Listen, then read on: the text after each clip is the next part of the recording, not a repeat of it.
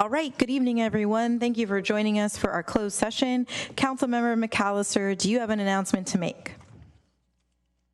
You're on mute. Yes, I do.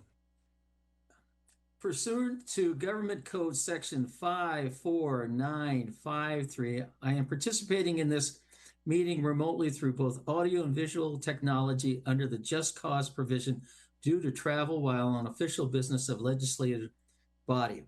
There is no one over 18 of age present at this remote location with me. Great, thank you. As a reminder, all votes will be taken by roll call this evening. City Attorney Logue will make a closed session announcement, and then we'll welcome public comment on the items listed for closed session. Good evening, Mayor and Council members. There are 2 items on this evening's closed session agenda. Item 2.1 is a conference with legal counsel regarding existing litigation pursuant to Government Code Section 54956.9. The name of the case is Alice Okuno versus the City of Mountain View et al., Santa Clara County Court, case number 22 CV 405643. And item 2.2 is a conference with legal counsel regarding the initiation of litigation pursuant to Government Code Section 54956.9D4. Thank you. Great, thank you. Would any member of the public joining us virtually or in person like to provide comment on the closed session items listed on tonight's agenda? I am not seeing any, so I'll close public comment, and the council will now recess to the Plaza Conference Room for closed session and return to the council chambers at the close to continue to the regular session.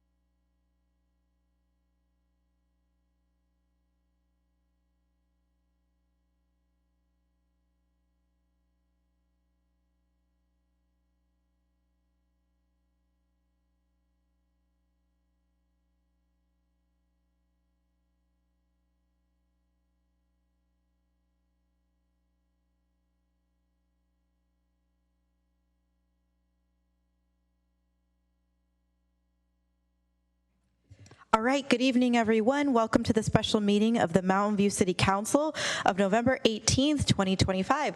Please stand and join us in the Pledge of Allegiance.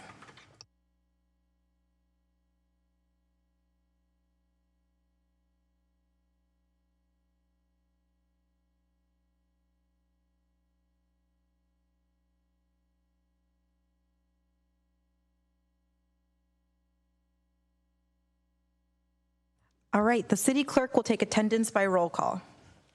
Councilmember Clark. Here. Councilmember Hicks. Here. Councilmember McAllister. Virtual.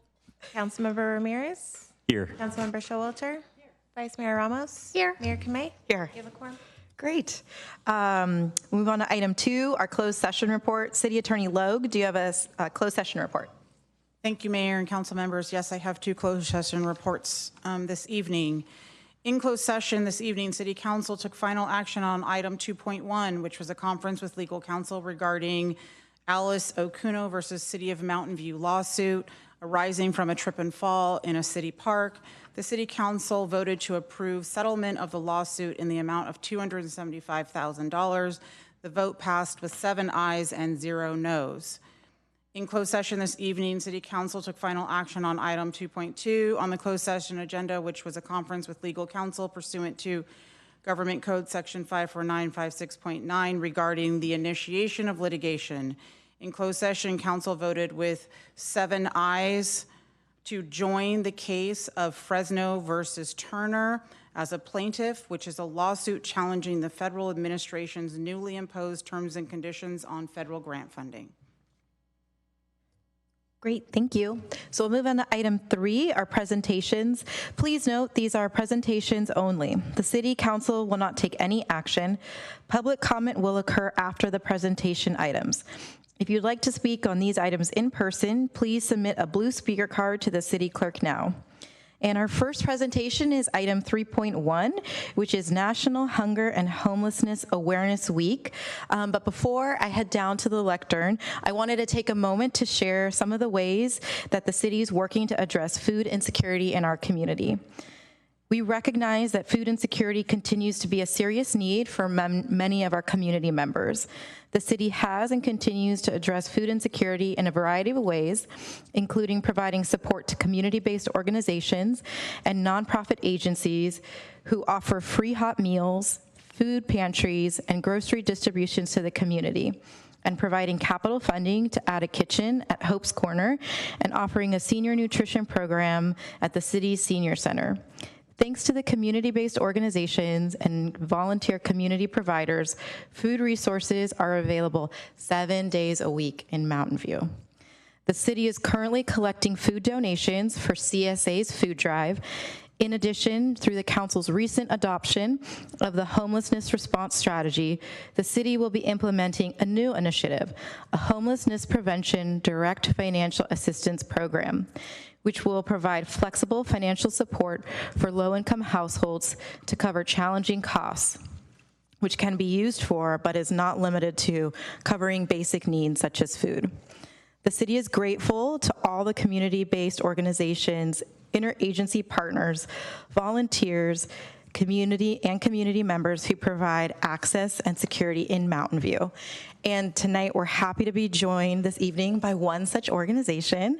I'm going to ask John Riemenschneider, Board President of Hope's Corner, to accept this proclamation for Hunger and Homelessness Awareness Week and to join me at the lectern.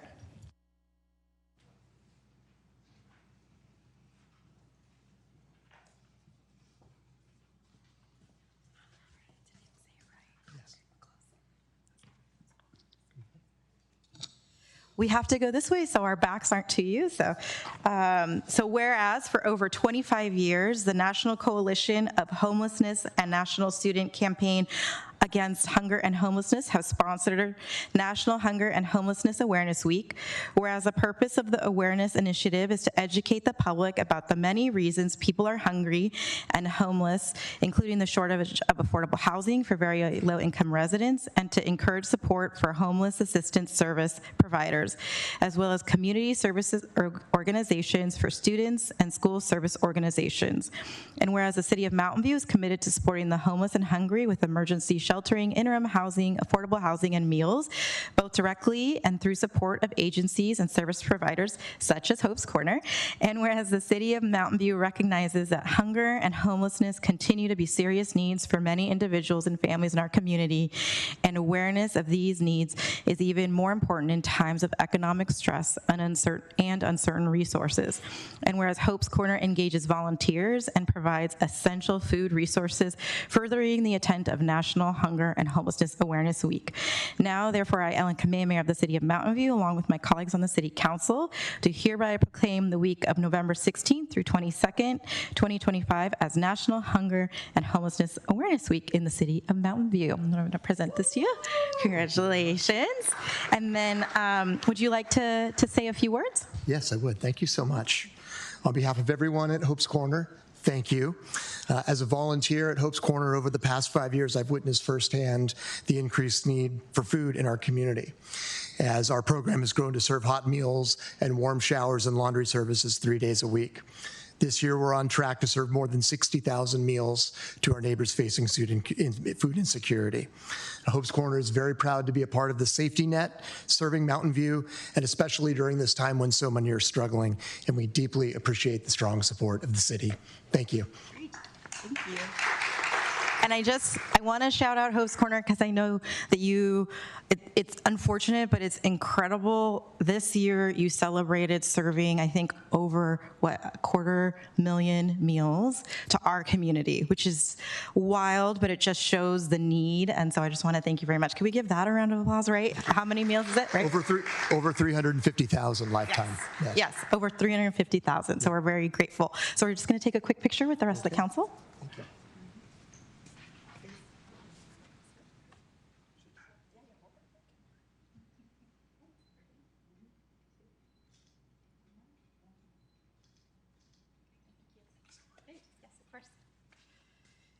And they're always looking for volunteers. It's a really great place to volunteer. So we'll move on to item 3.2, our Community Foundation Week proclamation. We're happy to be joined this evening by Krista Crane, CEO, and Arya Patel, Community Engagement Associate with the Los Altos Mountain View Community Foundation, to accept this proclamation. So I'll invite you both to join me at the lectern. We have your proclamation here. Whereas Community Foundation Week, created in 1989 by President George H.W. Bush, recognizes the important work of community foundations throughout the United States and their ability to unite the public, private, and nonprofit sectors for lasting impact. And whereas the Los Altos Mountain View Community Foundation serves as a philanthropic hub for the cities of Mountain View, Los Altos, and the town of Los Altos Hills, providing leadership, resources, and partnership to address local priorities and foster a vibrant, resilient community. And whereas LAMVCF, I don't know which one's shorter, saying the whole thing or the acronym, has been instrumental in mobilizing resources for urgent needs such as supporting wildlife readiness, affordable housing solutions, mental health services, youth programs, the arts, sponsoring the annual Compassion Week while managing charitable funds with a steadfast commitment to transparency and stewardship. Now, therefore, I, Ellen Kamei, Mayor of the City of Mountain View, along with my colleagues on the City Council, do hereby proclaim November 12th through the 18th, 2025 as Community Foundation Week in the City of Mountain View. Yay. There you go. Thank you so much. Congratulations. And would you like to say a few words? Sure, thank you. Thank you. Here, I'm going to have you hold that really quick. At the Los Altos Mountain View Community Foundation, we stand shoulder to shoulder with local donors, civic leaders, and nonprofits to take on these challenges. One of our grantees, Hope's Corner, we couldn't be prouder of tonight as well. We do believe that real progress starts connecting generous people with bold ideas to strengthen Mountain View and Los Altos Hills. We are a hyper-focused community foundation. Every day, we're committed to help turning community potential into action, fueling collaboration and solutions to make this region more prepared, more resilient, more united.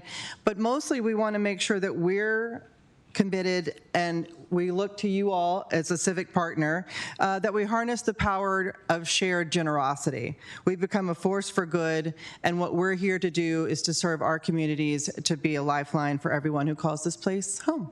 So thank you for this recognition. Appreciate you all. Yes, of course.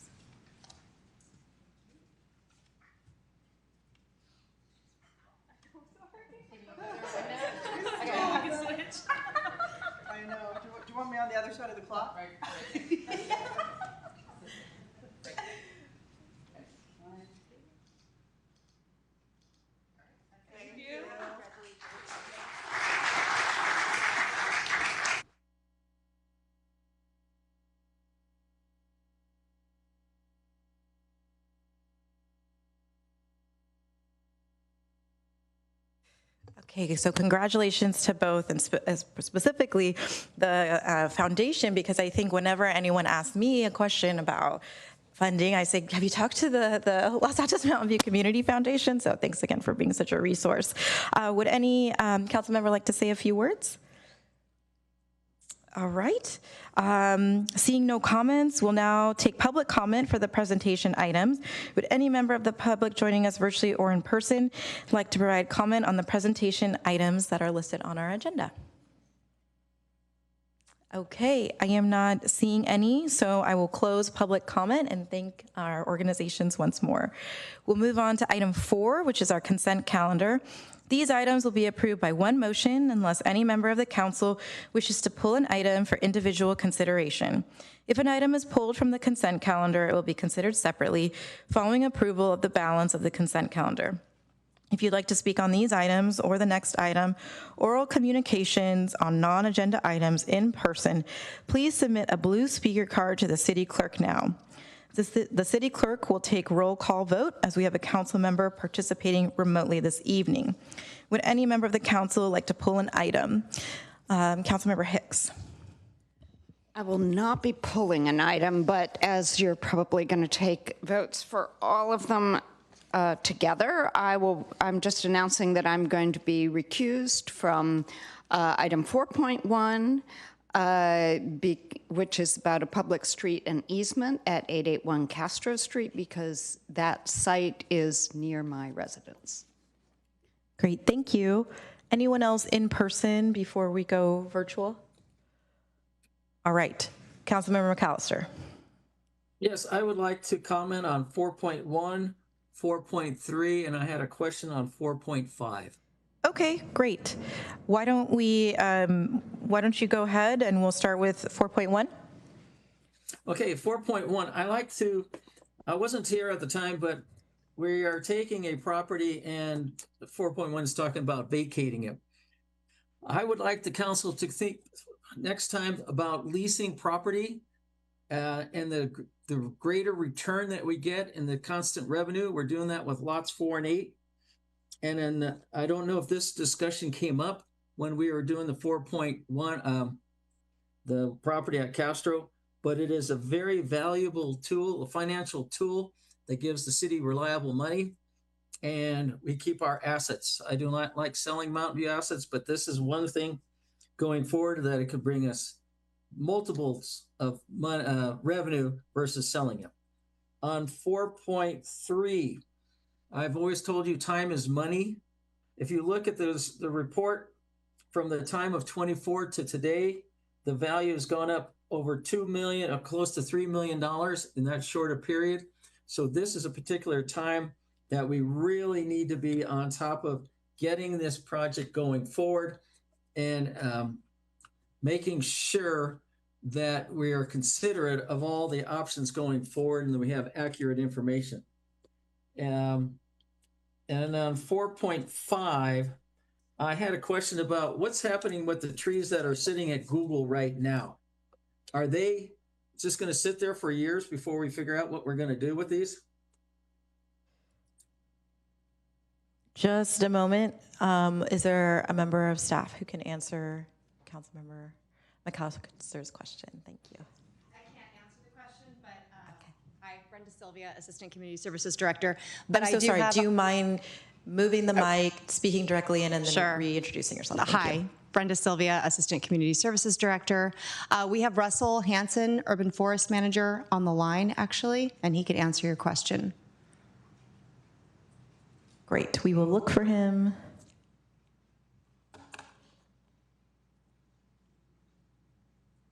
Hi, Russell. It looks like you got unmuted. Okay, let's see. Can you hear me? Yes, we hear you. Okay, excellent. So I'm assuming Councilmember McAllister is referring to the boxed trees that were planted on the Google Landings project? Yes.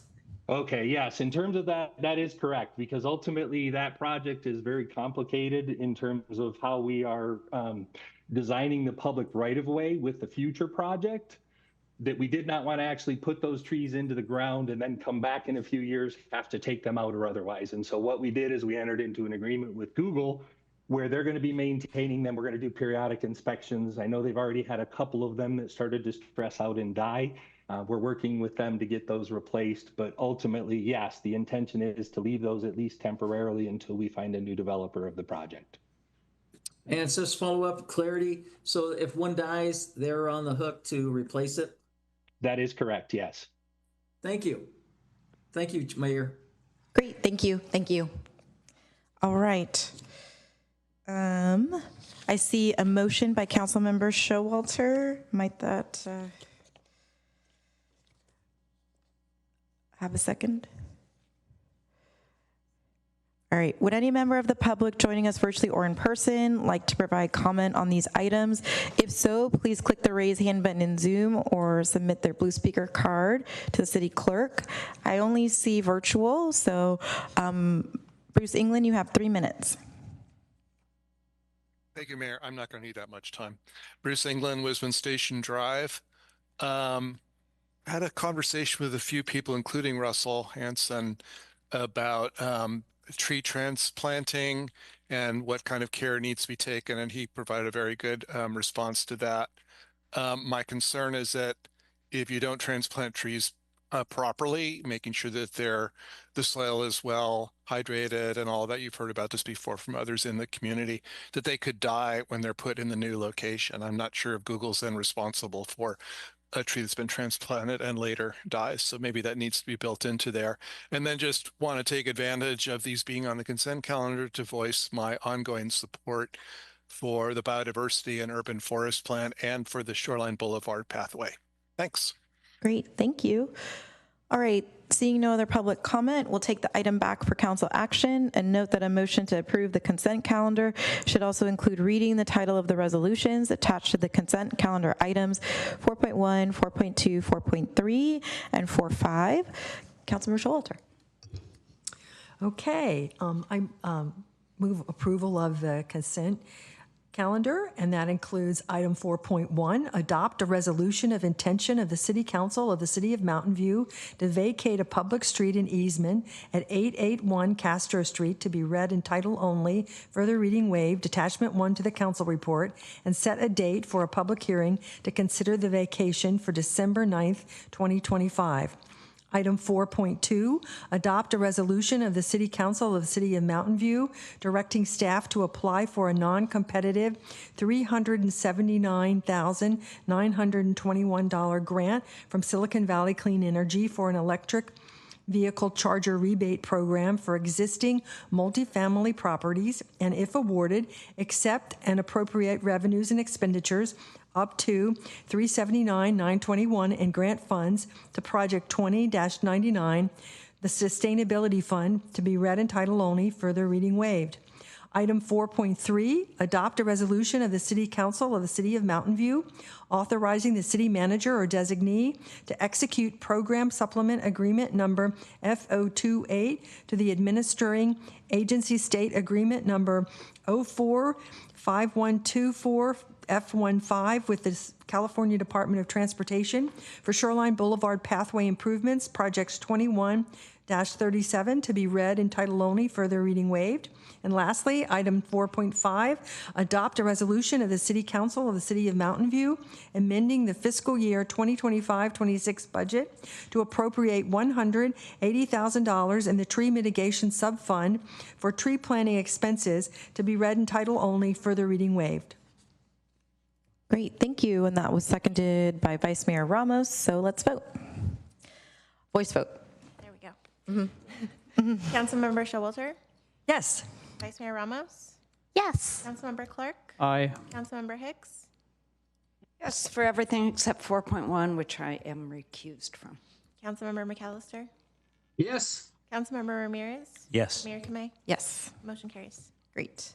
So we'll move on to item 5, oral communications. This portion of the meeting is reserved for persons wishing to address the council on any matter not on the agenda. Speakers are allowed to speak on any topic within the City Council subject matter jurisdiction for up to 3 minutes during this section. State law prohibits the council from acting on non-agenda items. If you'd like to speak on this item or the next item in person, please submit a blue speaker card to the city clerk now.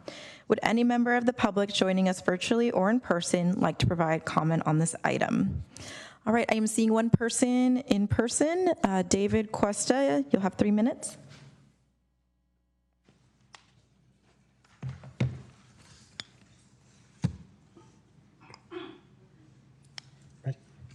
Hello. I've lived in Mountain View for a few years, and this is my first time ever setting foot in City Hall. So maybe as an introduction, I think you all know who I am. Big fan of the city attorney. Excellent work. And Kimbra, we've met a few times.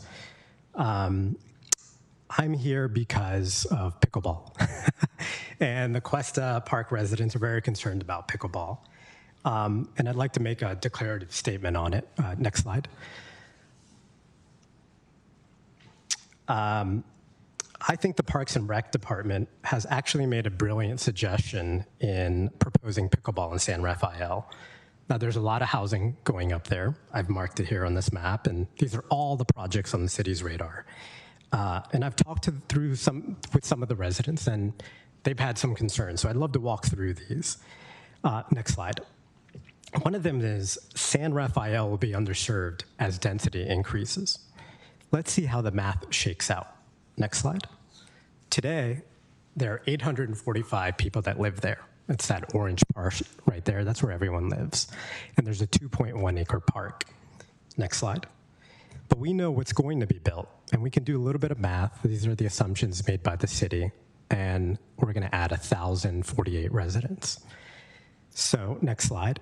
If we add today's residents and the future residents, we know how many acres per resident we're going to get to. It's going to end up at about 2.3, which is not too shabby, right? Our goal is about 3. And how does that compare to other areas across the city? And these are the city's own numbers. Next slide. Another myth is that the new park will serve all existing San Rafael residents. Next slide. I don't know if that's true. We can see that many more people will live closer to the existing playground and park that are there today than the new one that's highlighted in green. And so when you think about where pickleball could be, the green area there is a great spot because folks will gravitate towards a park that's closest to them. Next slide. Another complaint is pickleball doesn't belong in this neighborhood. It's a very common complaint. And the next slide. I would argue the opposite. I actually think you have a once-in-a-lifetime opportunity. Nowhere in the history of California has anyone built pickleball courts before the residents moved in. Nobody lives there right now. All the folks that live in San Rafael live in the orange area. So you could build pickleball, and everyone that decides to move there, move into these apartments, would knowingly move into a place where pickleball exists. And that may be an amenity that serves them. Thank you. Thank you. All right, I'm not seeing any virtual speakers, so I'm going to close public comment and move on to item 6, new business. Item 6.1 is our Rengstorff Avenue grade separation, design and right-of-way, project 22-27, a cost reduction measures. Assistant City Manager Don Cameron and Public Works Director Jennifer Ng will present the item. If you'd like to speak on this item in person, please submit a blue speaker card to the city clerk now. We'll turn it over to the staff. Thank you very much. Good evening, Mayor, council members. I'm Dawn Cameron, Assistant City Manager, and co-presenting with me tonight is Public Works Director Ng. We also have Caltrain project staff in the audience available tonight as well. Next slide. Oh, we're still working to share.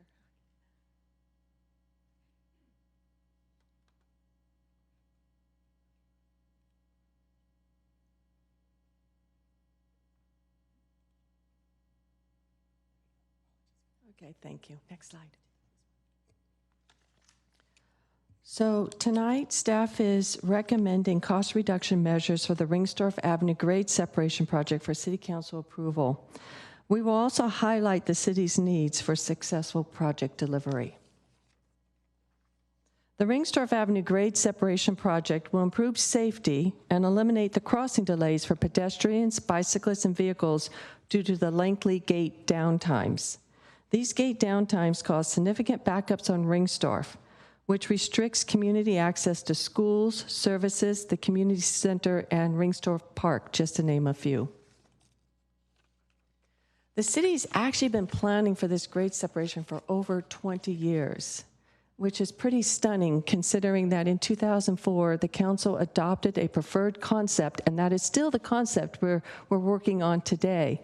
And in fact, 10 years later, in 2014, the council re-looked at the project, reaffirmed their support for the concept, and added additional bicycle and pedestrian enhancements. So looking at this concept really quickly,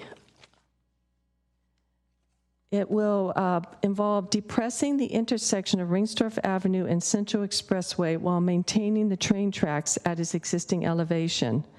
The project also includes a bicycle pedestrian overcrossing of Ringstorff to maintain connectivity between the east and west sides of Ringstorff Avenue and realigns the Leland connection to Ringstorff. After the council's actions in 2014 to reaffirm the project concept, the project was put on hold due to a lack of funding for such a large-scale project. This changed with the passage of the 2016 VTA Measure B sales tax, which included funding for the Ringstorff grade separation project.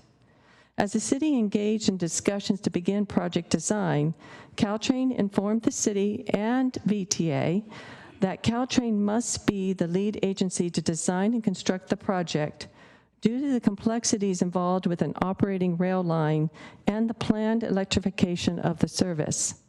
Thus, the city provided $4 million to Caltrain in 2019 for preliminary engineering and environmental clearance.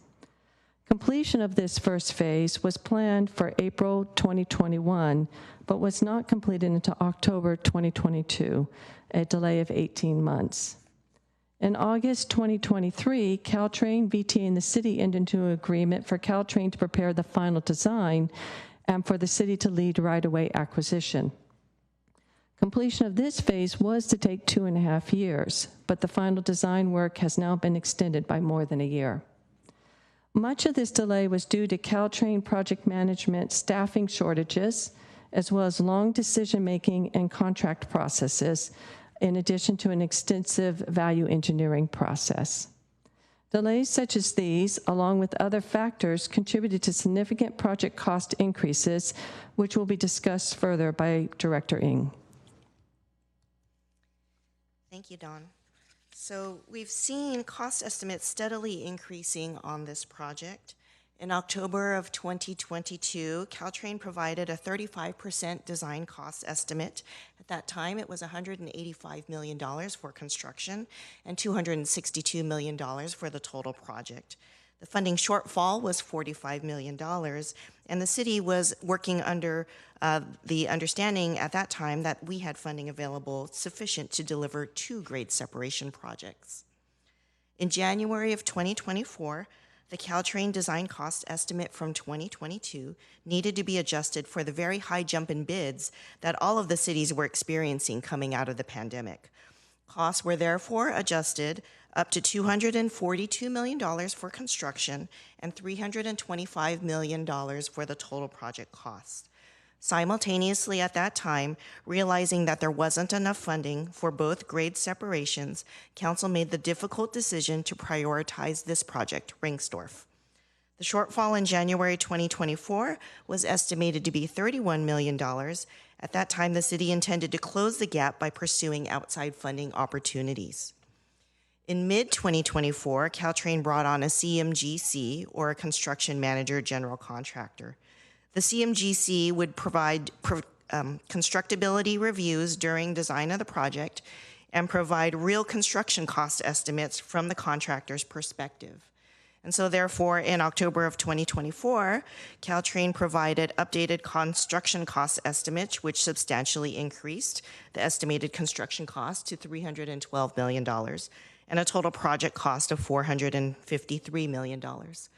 Coupled with modest increases to earlier phases, the anticipated shortfall then was $159 million. So then, faced with a $159 million shortfall, the team started value engineering efforts.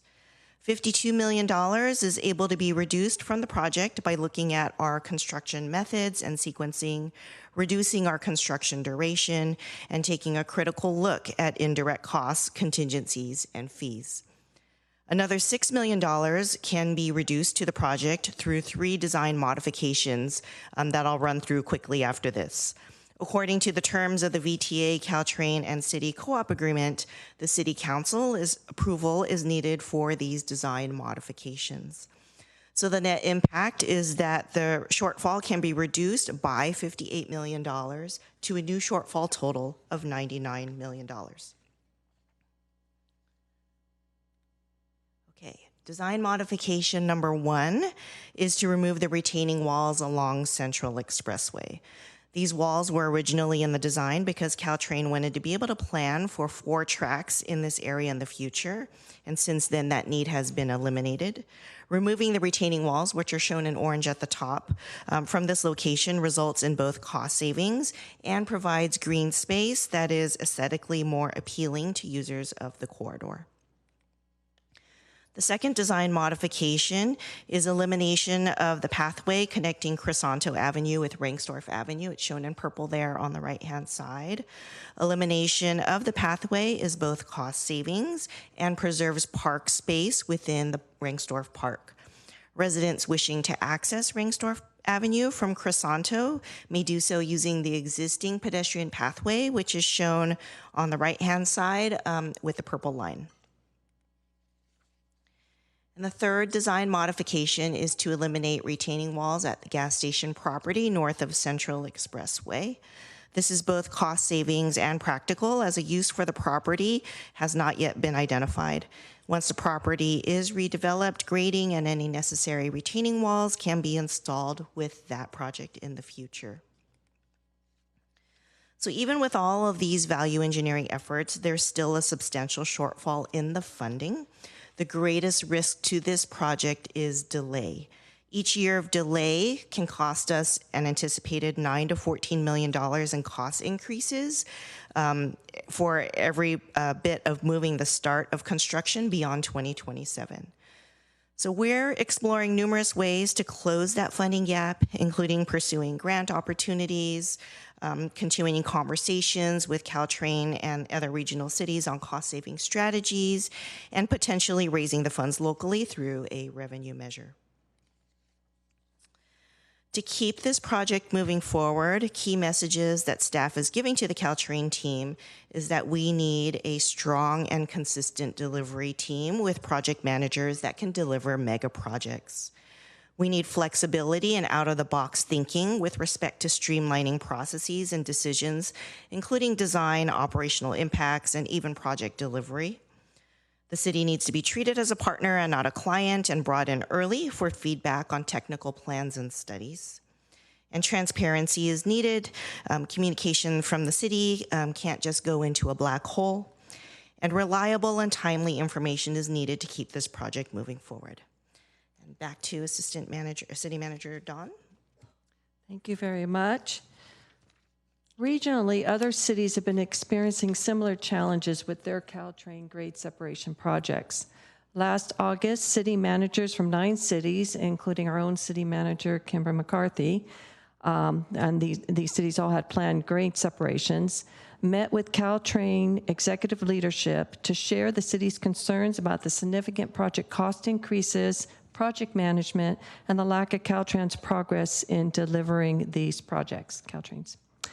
Discussion points focused on strategies to deliver the projects as quickly as possible, minimize cost increases, and identifying new funding opportunities. The city managers and Caltrain executive leadership are meeting again in December to continue discussions about these challenges and potential solutions.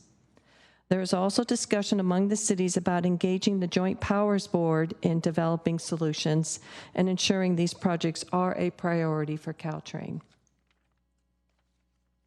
So bottom line, we are not alone, and Caltrain recognizes, and we've been talking to them, that we need progress, we need solutions, and by working with the other cities along the Caltrain corridor, we are hoping that these discussions will prove fruitful.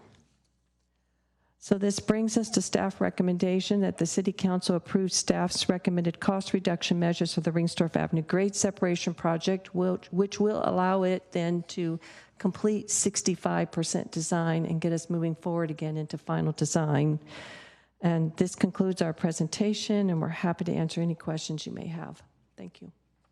Great, thank you. Does any member of the council have a question?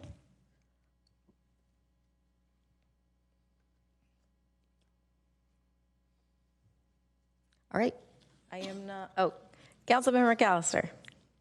Yes, how quickly we forget. Hey, Chris and I have been working on this since 2014.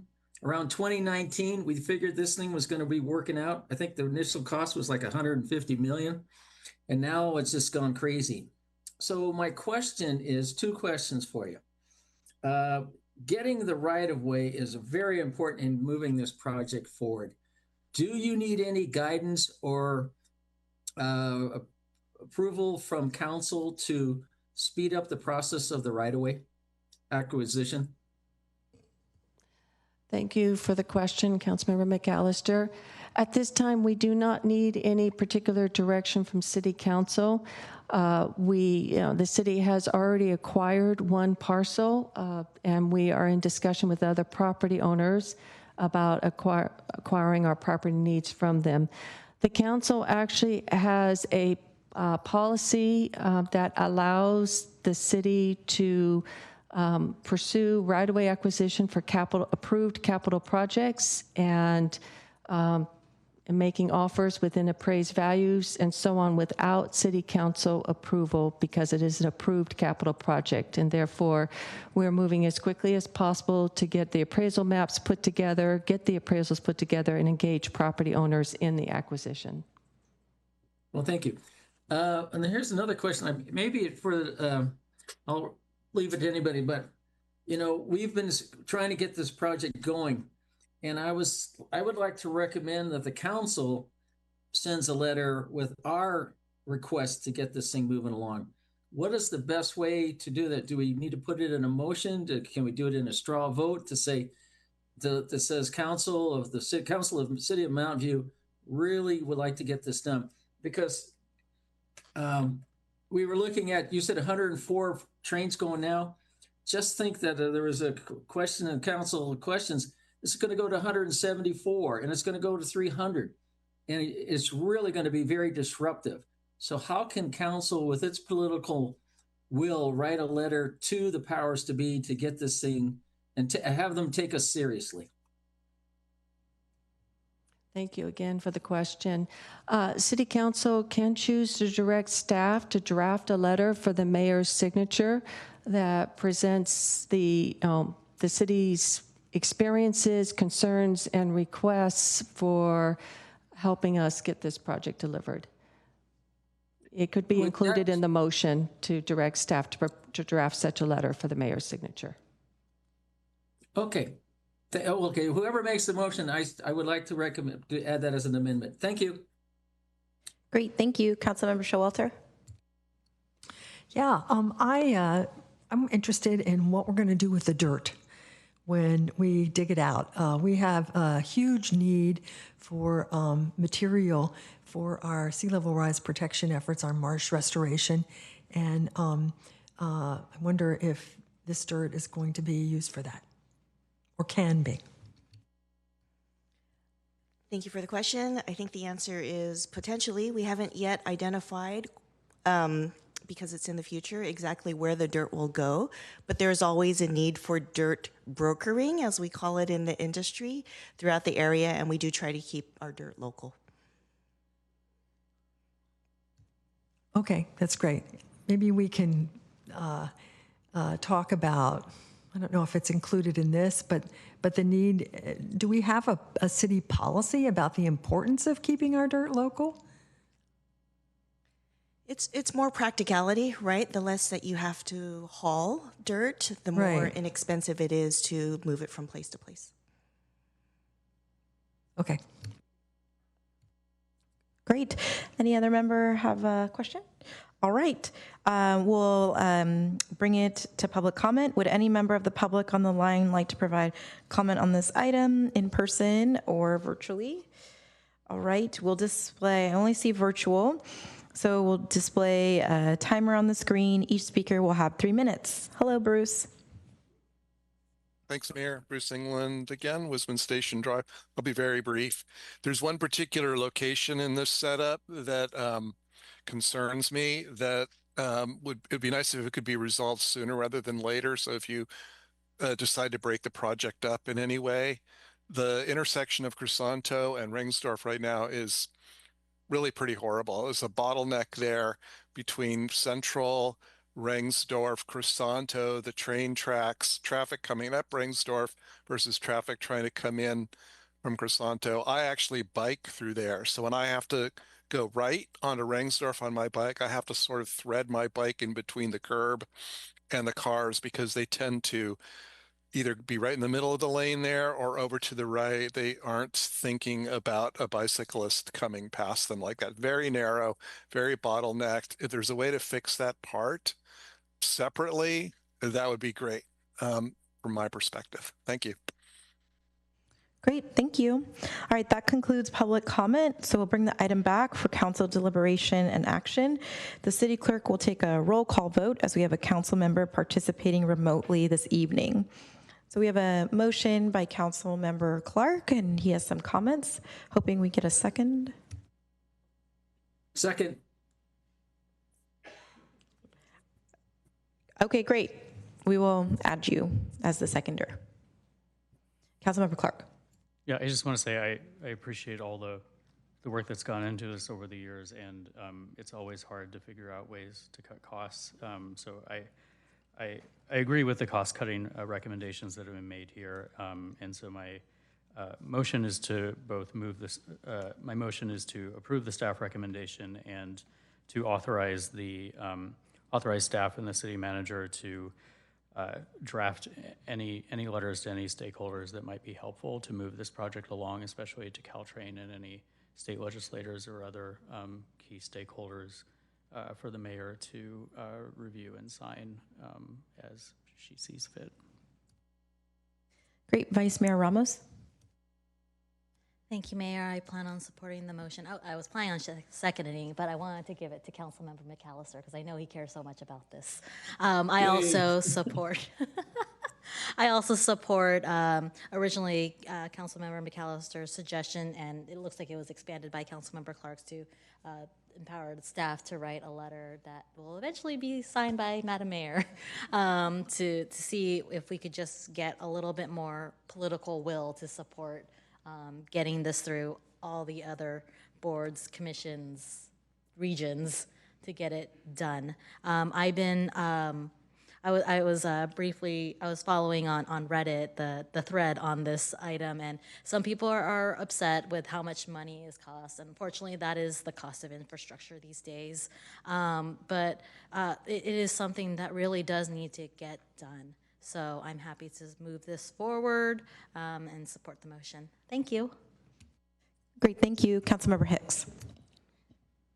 So I want to start off by thanking staff for all their work recently and over the years on this particular project.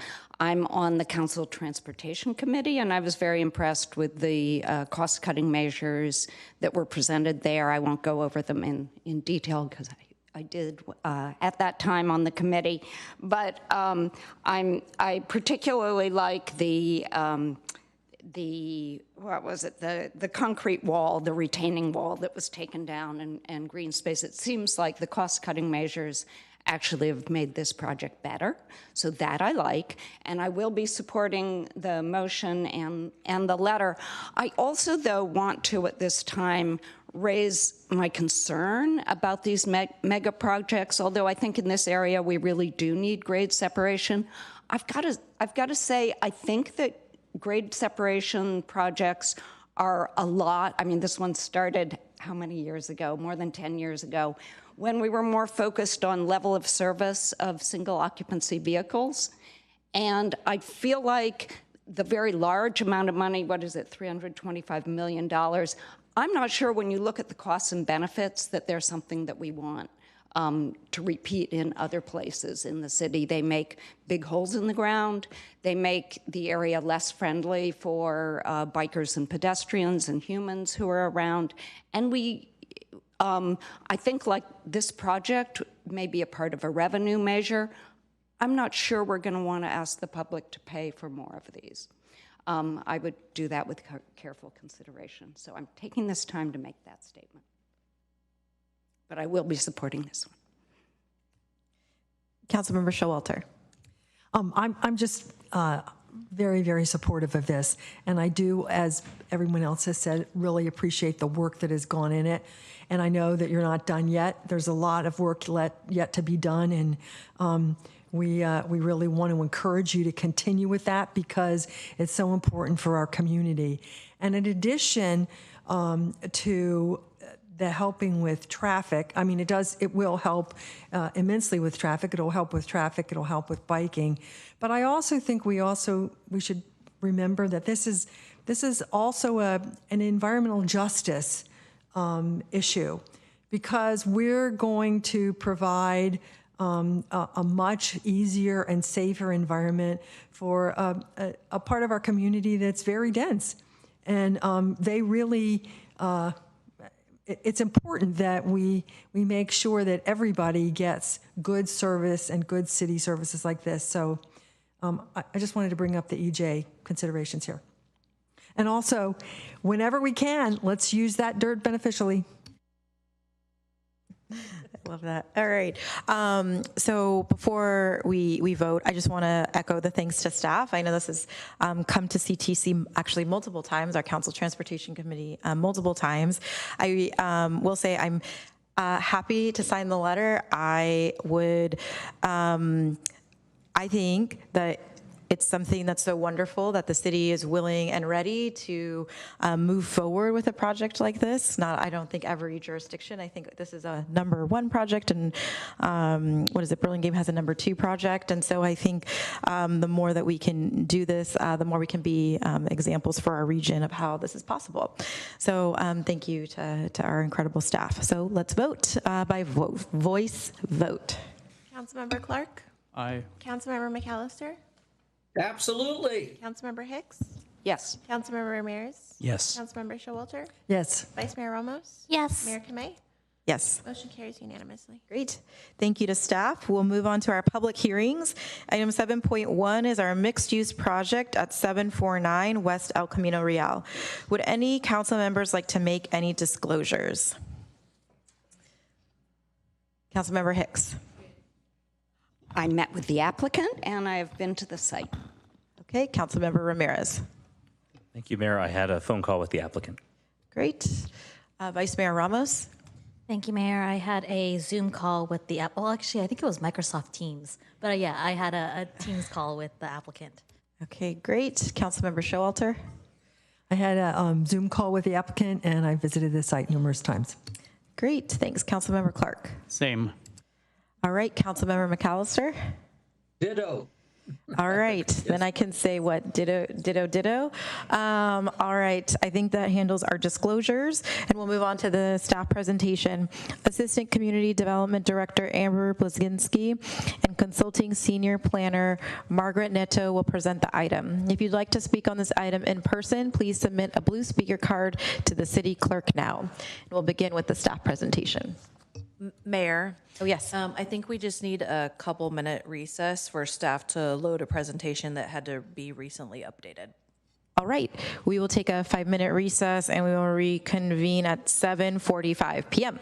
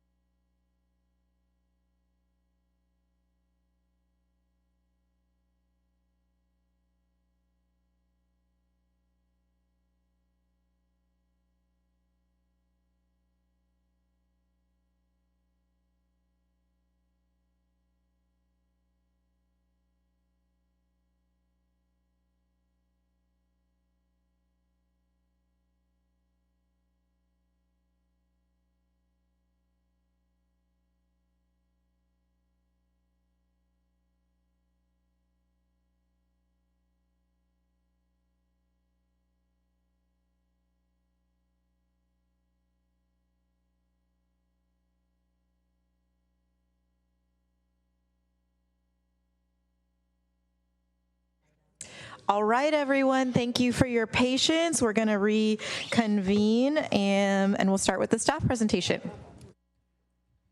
All right. Good evening, Mayor Kamei and council members. My name is Amber Blazinski, Assistant Community Development Director, and I'm joined on the dais by Margaret Netto, Senior Planner, who's the project planner for this mixed-use development located at 749 West El Camino Real. The existing development on the project site includes 2 one-story buildings, a vacant restaurant building, and an operational Chase Bank building, surface parking spaces, and associated landscape and hardscape improvements. The approximate 3.05 acre project site is located in the El Camino Real Precise Plan and has a general plan land use designation of mixed use corridor. To the west is a 4-story mixed use residential building. To the south are 1 to 2 story multifamily residential uses. To the north are 1 to 4-story commercial buildings and Gateway Park. And to the east, there are 2 2-story multifamily residential uses across Lane Avenue. The proposed project includes construction of a mixed-use development comprised of 299 residential units in a 6-story building with 10,830 square feet of ground floor neighborhood commercial space and at-grade podium parking above 2 levels of underground parking. A 2-story, 8,483 square foot bank building, a provisional use permit for a rooftop deck, a heritage tree removal permit to remove 28 heritage trees, and an easement vacation. Additionally, the project originally included a preliminary parcel map application. However, the applicant requested the removal of the map after the publishing deadline for the council materials. Therefore, the application no longer includes a map request, and the applicant will use a lot line adjustment to combine the parcels prior to issuance of a building permit. The project has frontage on 4 public streets: El Camino Real, Castro Street, Victor Way, and Lane Avenue. The project orients ground floor retail, common areas, lobbies, and other residential amenity spaces along El Camino Real and Castro Street, with the new bank building proposed near its current location, which is close to the intersection of El Camino Real and Castro Street, and adjacent to a public plaza sited along El Camino Real. The public plaza on El Camino Real will be wrapped by ground floor commercial space with landscape features, lighting, and outdoor seating. The proposed project is consistent with the general plan's vision for the site, as it includes a mix of commercial and residential uses at 6 stories, consistent with the land use designation. The project is in a key location near downtown and adjacent to a rapid bus stop, and includes a public plaza. Additionally, the project is consistent with the ECR PP development standards, including building height, open space, and pavement coverage. The project is eligible for a 46.25% state density bonus and qualifies for 97 density bonus units for a maximum total of 306 units. However, the project proposes 90 density units for a total of 299 units. The project qualifies for 2 concessions and unlimited waivers and is requesting 1 concession for the upper floor setback on Castro Street and 9 waivers. Additionally, the applicant's attorney has submitted a letter this afternoon requesting the use of their 2nd concession to modify project condition of approval number 1 from Exhibit A of Attachment 2 to increase the time period that the entitlement is valid from 2 years to 8 years. While staff has not had an opportunity to fully review the request, we are moving forward with the hearing despite the last-minute nature of the request in an effort to move forward with council consideration of the project. The project proposes to provide 15.8% of the base units to lower-income households. 31 units will be reserved for very low-income households, and 2 will be reserved for low-income households.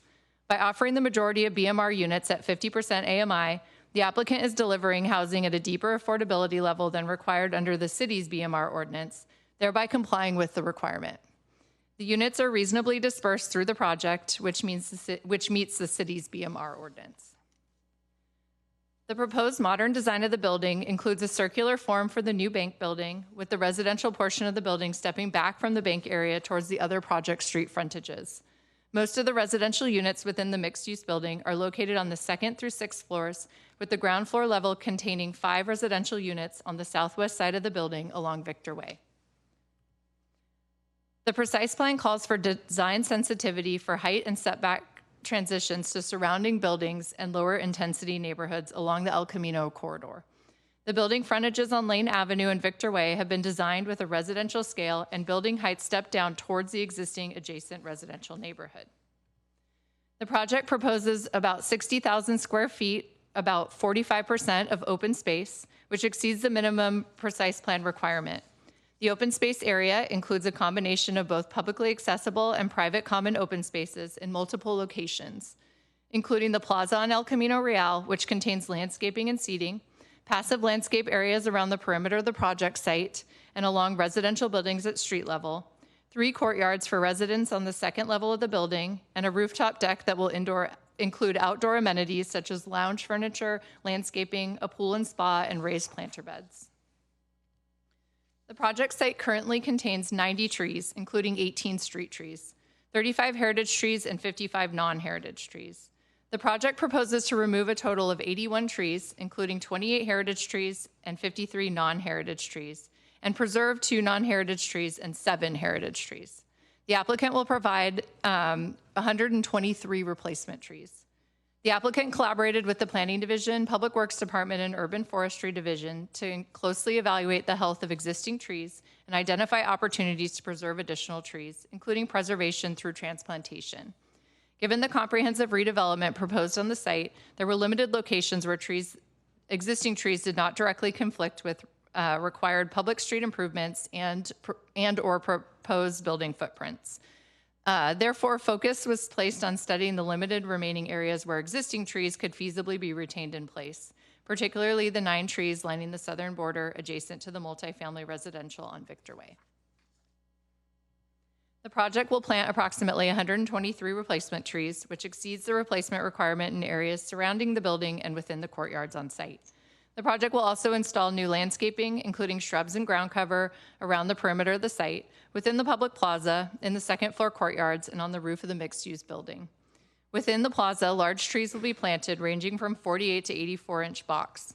The overall tree canopy at maturity will exceed the existing tree canopy, and the project proposes 76% California native plantings. The project will contain one level of ground floor podium parking reserved for the commercial uses on site and 2 levels of underground parking reserved for the residents. Although there's no minimum parking requirement for the residential portion of the project in the precise plan, the applicant is voluntarily providing parking for both the residential and commercial components of the mixed-use development. The project provides 424 long-term and 30 short-term bicycle parking spaces, which exceeds the bicycle parking requirement. The project also provides off-site improvements, including new sidewalks, a protected bikeway, and a bus stuck out. The applicant has requested the city vacate 2 existing public easements for transit shelter purposes, one on Castro Street and the other on West El Camino Real. The existing shelters within the easements are proposed to be relocated as part of the project, with a new public easement to be dedicated on Castro Street to align with the new transit shelter location. The new transit shelter on El Camino Real will be accommodated within the public right-of-way. The new locations of the transit shelters have been coordinated with VTA and will be constructed per their standards. A historic resource evaluation was prepared to verify whether any structures on site qualified as historic resources under CEQA. Based on the analysis completed, it was determined that the primary structure on site, the bank building and associated artwork, is eligible for individual listing in the California Register of Historical Resources and the Mountain View Register of Historic Resources, and is therefore considered a historic resource under CEQA. As the project proposed to demolish a historic structure or historic resource, the city determined that a focused supplemental EIR was required. The draft supplemental EIR was circulated for public review for a 40-day comment period in March and April of this year, and 6 comment letters were received during this review period.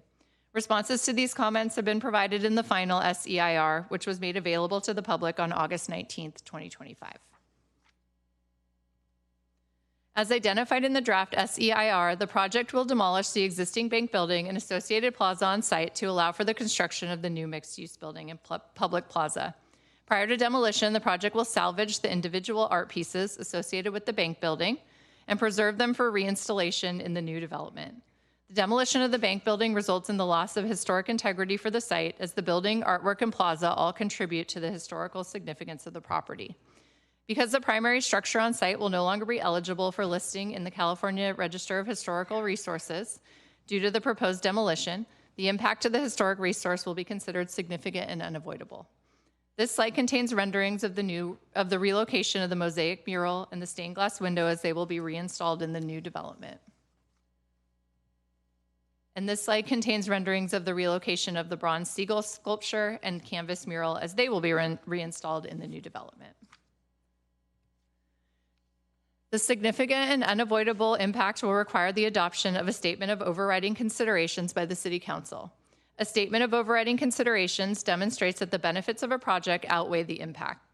The benefits of the project have been included in the attached findings of fact and statement of overriding considerations, and they include the provision of housing units, the salvaging of the artwork, the improved bicycle and pedestrian connectivity, a new public plaza, and financial contributions to the city.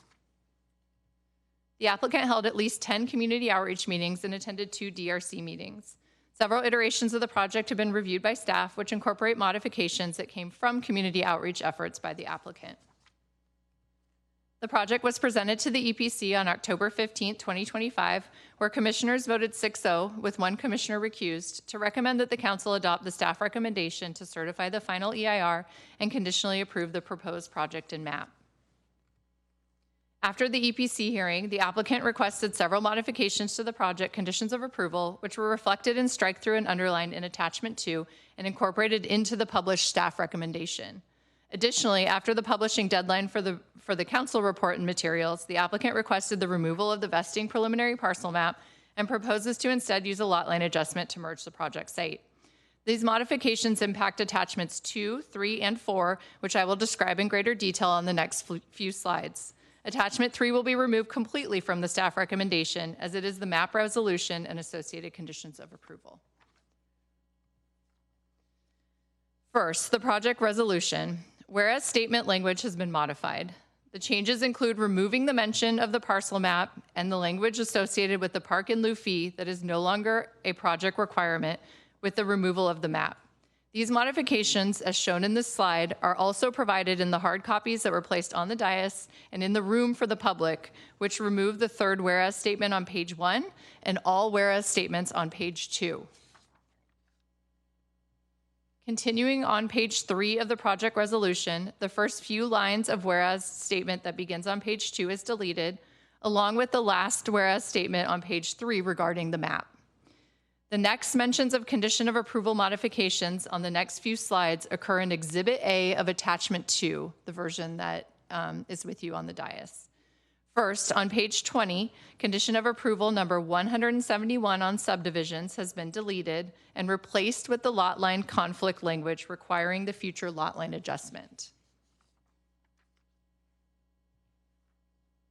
On page 21, condition of approval number 176, map plan check fee has been removed, and condition of approval number 177 has been modified, removing the word parcel map. On page 22, condition of approval number 180, parkland dedication, and condition of approval number 181, utility pavement agreement, have been removed. On page 24, condition of approval number 185 has been modified to remove mention of the map. And lastly, the street vacation resolution was also slightly amended to remove the mention of the parcel map and to modify the recital slightly. These are the only changes to the street vacation resolution, which was also on the dais. So with all of that said, staff recommends that the City Council certify the final EIR, conditionally approve the proposed project as amended on the slide to incorporate the modifications described on the previous slides, and order the vacation of public easements in accordance with the detailed amended language on this slide. Please note that the motion should not include the adoption of a map resolution, shown in strike-through above, as the applicant requested the elimination of the parcel map. Additionally, staff does not recommend approval of the new concession requested by the applicant today, as the request fails to provide evidence of identifiable and actual cost reductions and does not result in a quantifiable cost reduction. Staff has prepared the necessary factual findings for a denial that can be shared if council agrees to deny the new concession. This concludes staff's presentation, and Margaret and myself are available to answer questions along with the Community Development Director, Christian Murdoch. Dan Dybel from the applicant team is here and also has a presentation.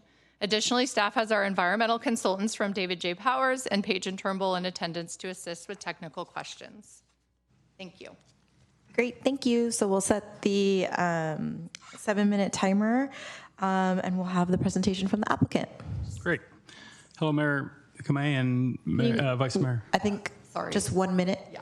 Oh. We're going to set up your presentation, I believe. Oh. I really, okay.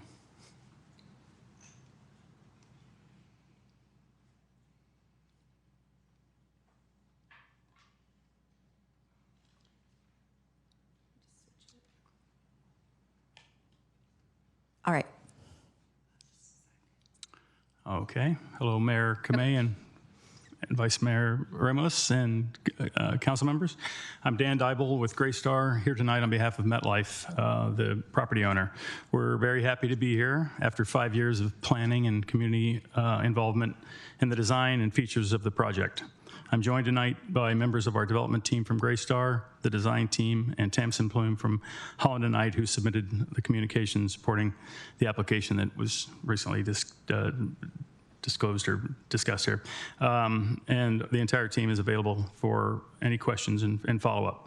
First, I'd like to thank the entire City of Mountain View staff for getting us to this point tonight. It's been a long journey, and at the very end, we've had some changes that we've made, but we're grateful for the time that we've all spent getting to this hearing tonight. We set out 5 years ago with planning and community outreach that ultimately became our planning application 4 years ago.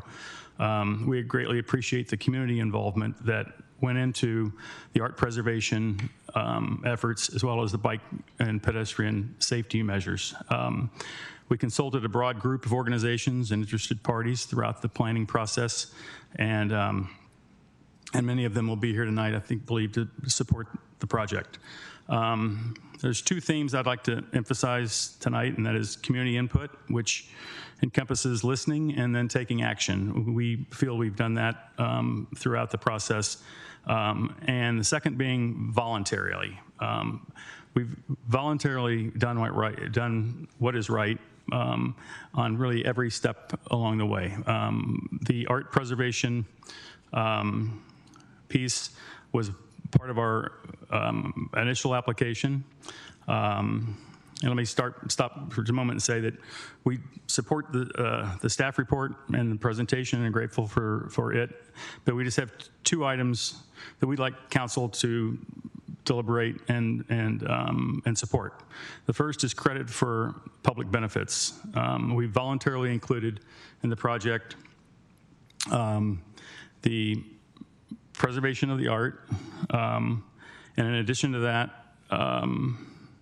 we included the bus turnout and the improvements around the Caltrans VTA vision for El Camino. We've included a great number of benefits for bike ped safety on Castro Street, on Lane Avenue, and some improvements that go all the way down Lane Avenue to Graham.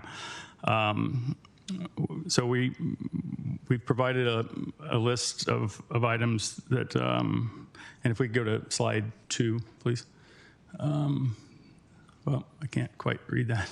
But, anyway, in your packet, you have our list of items, and we would welcome dialogue tonight about including those as credit for our public benefit requirement. And last, we're tasked with solving the delivery of UPS, Amazon, Federal Express to the site. We have 3 sides of the property. There's no parking at all.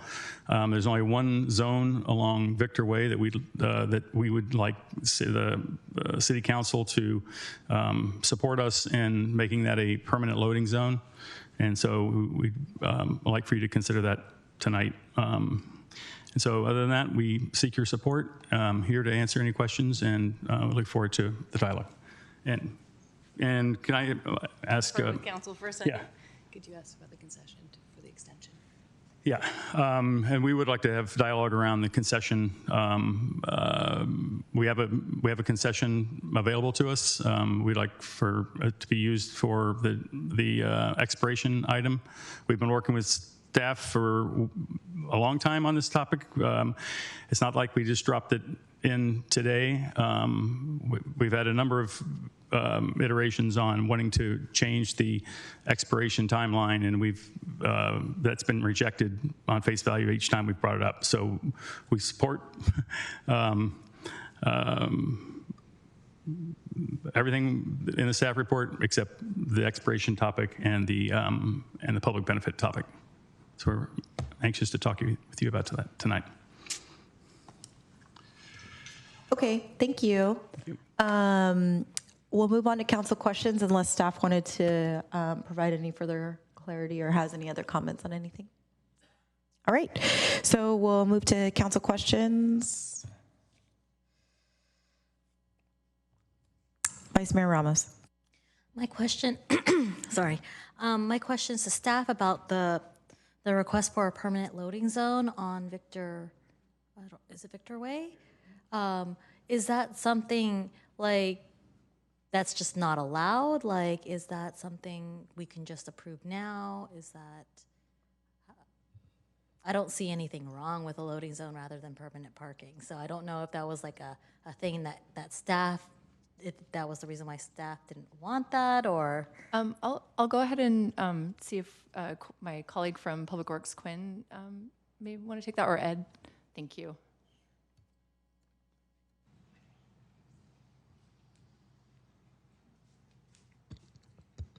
Good evening. Ed Orango, Assistant Public Works Director. Thank you for the question. It's not, Public Works typically does not allow for private properties to use the public right-of-way for loading, unloading. If that's council's purview, council will provide that direction to staff, and we can work with the applicant to identify the Victor Lane area as a loading zone. So if it's not a loading zone, then what is it? Is it just permanent, just street parking?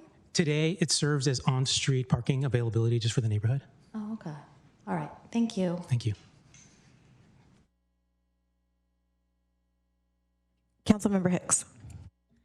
So I'd like just a little more detail on one of my main concerns regarding circulation for this project is there's a tremendous amount of pedestrian usage of Castro for students walking from Graham School, usually downtown or places that they live. And I think there was some communication. I talked to Mr. Am I going to say your name right? Mr. Dybol? I did it. Okay. I just like, I know students have been injured by cars in the past, and there's been a big focus on that. And I'd just like to hear a little more. I know when I looked over this project, I kind of tossed around, are the sidewalks wide enough? Because there'll be like, 20, 30, 40 kids walking all at the same time. So just a little more detail around that subject. Thanks. I think I've had the same conversation with you all on the topic of Castro Street. So when we first started envisioning the plan for this community, we decided, obviously, we closed the existing entrance on Castro from being used. So we closed a driveway. And we, because of our involvement on Elon from 2013 to 17 when it was completed, we did a lot of community work with the Graham School and other stakeholders when implementing traffic calming and things like that along Castro. So when we approached this project, we sought and we received approval from Public Works to expand the width of the sidewalk. So in general, The sidewalk width in the plan is 7 feet, and we have a minimum of, along Castro, we have a minimum of 10, but sometimes as large as 18 feet in width. So on average, it's like twice the required width from Victor Way to El Camino. And we also sought and received approval to use a planting strip along the curb instead of having that just be tree wells, to also add another protection layer, kind of a friendly protection layer of landscape along that edge, so it makes the walking experience better. Thank you. Mm-hmm. Any other questions from colleagues? Councilmember Ramirez. Thank you, Mayor. I have a few. The first is for either the applicant or staff. When did the applicant receive the draft conditions of approval? So originally, they would have been received at least a week before the EPC hearing. I don't know the exact date. And then there have been, we have been working with the applicants on modifications to the conditions of approval for that entire kind of time period. And there's been several modifications that we made before EPC, and then several more that we made that were reflected in the items before you tonight. Do you remember the EPC hearing date? October 15th? Okay, so yeah. Maybe first week of October, approximately. Okay, thank you. Is there a distinction? I don't think there is, but is there a distinction between public versus community benefits? Arbitrary language. Not in whatever this context would be, I don't think. Okay, thank you. What are the obligations that the city has related to housing element pipeline projects? Are there special protections for pipeline projects or particular obligations for the city that we should consider? Good evening, Honorable Mayor, Vice Mayor, council members. Christian Murdoch, Community Development Director. This particular project site is identified as a pipeline project site in the city's housing element. This is not a site that is identified in the city's sites inventory. There are typically more protections for approval of projects on the site's inventory for a city. In this case, this site is not included on the inventory, and we're not aware of any special legal protections for pipeline projects. So I want to clarify that. So it is listed on the housing element website, the webpage on the city website. There's a map towards the bottom labeled housing element site inventory, and it's included. So can you help clarify maybe the distinction you're intending to make on this project not appearing on the site inventory? Sure, I don't have that map immediately available. I think in referencing the housing element itself, that's the distinction I'm drawing. This site is listed in the pipeline projects list, meaning it's a project that's been submitted, it's reasonably expected to be approved, and therefore contribute to the city's housing production towards its RENA, as compared to a housing element inventory site, which is identified as having the potential for projects to be submitted and to be developed in the period, but no, not necessarily having an application submitted for the site. Okay, so just to paraphrase or to recap, an opportunity site, a site that's in the site's inventory, has some additional protections, but that doesn't extend to pipeline projects, which I believe are projects that were already under review. That's our understanding. Assistant City Attorney, Senior Assistant City Attorney Chen, would you agree with that? Yes. She's acknowledged her agreement. Okay. Thank you very much. Would you take a comment from the applicant? Can we get through the council members' questions and then I can defer? I'm going to let the council member continue his questions and then we can revert to the applicant at that time. Thank you. Yeah, there may be other questions as well. Yes, thanks. Thank you, Mayor. For staff, can you share, if they're available, the findings that you're recommending for the denial of the concession, and then maybe walk through them. This is the first time I think the city has denied anything related to the state density bonus law. So I think it would be helpful for us to walk through that and understand it. Give me 1 second, and then I think City Attorney Logue is, or I'm sorry, Senior Assistant City Attorney. You can just bring them up, and we'll see where we go from there.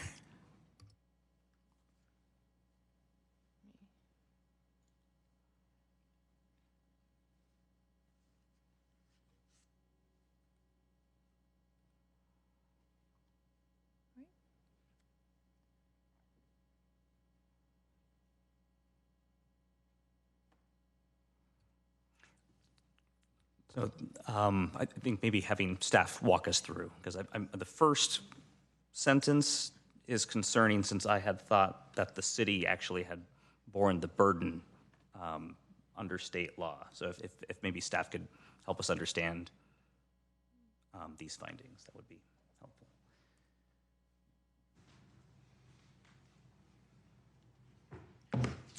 Good evening, Mayor, Council. Selena Chen on behalf of the City Attorney's Office. So staff has reviewed the concession request and come up with findings to support denial. There are 5 different findings. Each of them, we believe, is a separate and independent basis for denial. So just going through them quickly, the first one speaks to the definition of a concession, which on its face in the statute requires an actual and identifiable cost reduction to affordable housing costs. The letter that was submitted today did not identify with specificity actual and real costs in staff's perspective. While there is the burden is on the city, we do believe that the request itself doesn't meet the definition of a concession. So they've failed to provide specific quantifiable evidence demonstrating how a 6-year extension beyond the normal 2 years would reduce the actual costs of constructing affordable housing units. So for clarification, just to follow up on what she said, yes, the city does have the burden in court. We would have the burden of demonstrating that it does not meet that requirement. But what we're stating here is that the term concession is specifically and expressly defined in the statute. And so we're at this place where we're not even sure that this is a concession, because there is absolutely nothing showing that it results in the required reduction. So there is a bit of a distinction between, us having the burden in court and us just saying, look, we don't even have a concession here because the definition in of itself requires a showing of a reduction. But again, that's just one of 5 findings. So I'll let Selena walk you through the rest. And I just want to take a point to clarify, because I'm frantically searching. So this email and this letter was submitted to staff only. It was not submitted to council. I didn't see it in my email. I saw a different one for a different project. So I'll continue to look. But did we have a timestamp on when that came through? That I can provide entire that council was CC'd? Yeah, give me a second. Yeah, I just want to clarify for the public. For those of us who work full-time like myself, I haven't had an opportunity to see it, and no hard copy was provided. So if we could just have a point of order so that all of us, including Councilmember McAllister, who is virtual with us, has an opportunity to follow along as staff goes through the concession letter.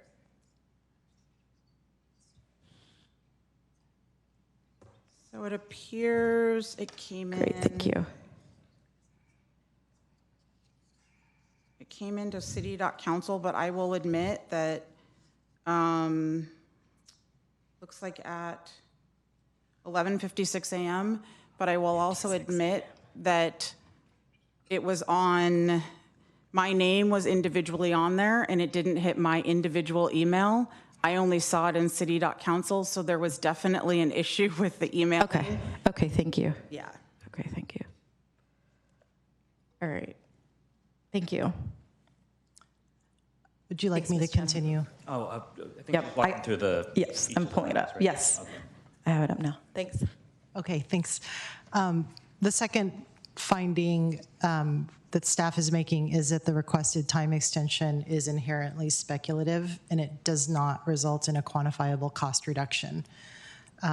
So we're not looking at speculative or potential future benefit as is raised in the letter that was sent to City Council this afternoon.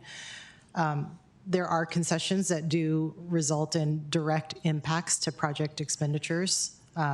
Examples are reduced parking requirements, maybe modified setback standards. The law even authorizes the city to waive fees. It doesn't require us to waive fees, but that would be a direct expenditure. A time extension from 2 years to 8 years does not reduce any present quantifiable cost associated with construction, development, or financing.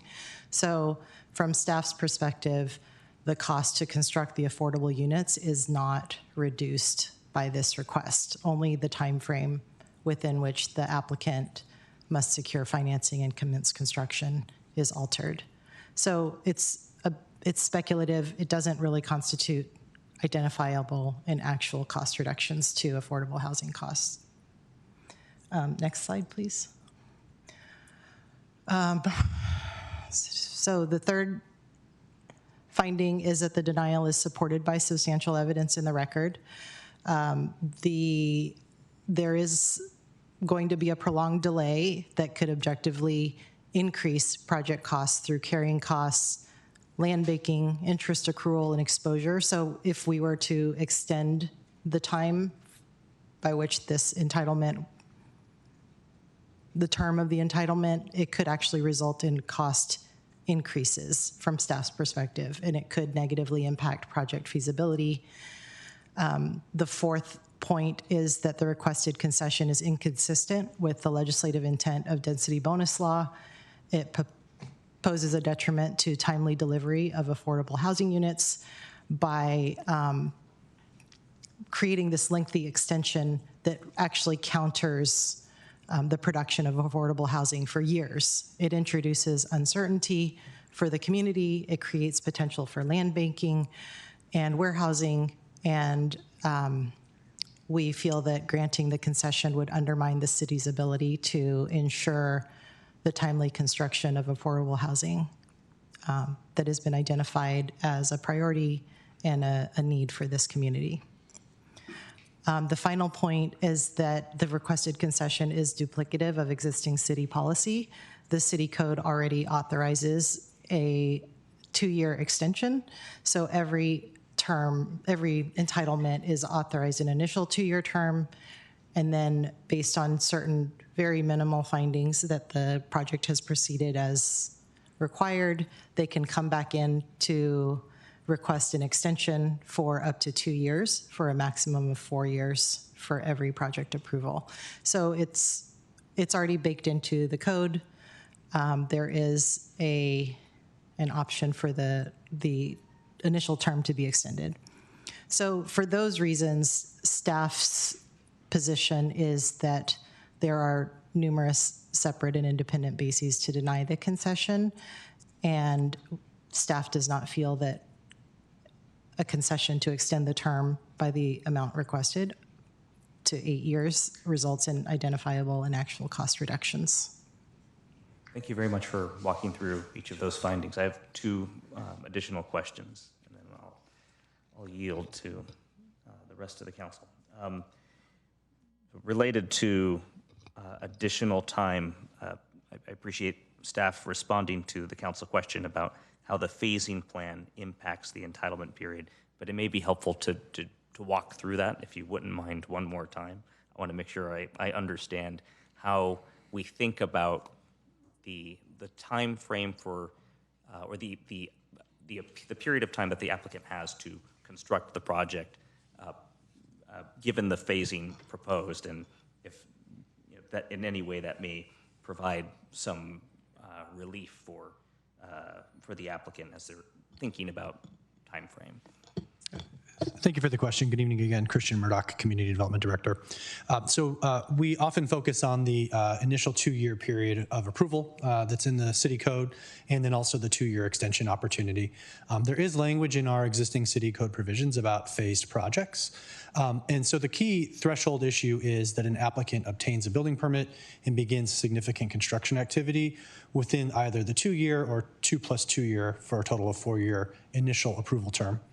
What the code then says is that if your project is phased, meaning it's complex or extensive and needs to develop multiple project components, in this case, potentially multiple project buildings, provided that significant construction activity does not stop for greater than 1 year, the entitlements will remain valid.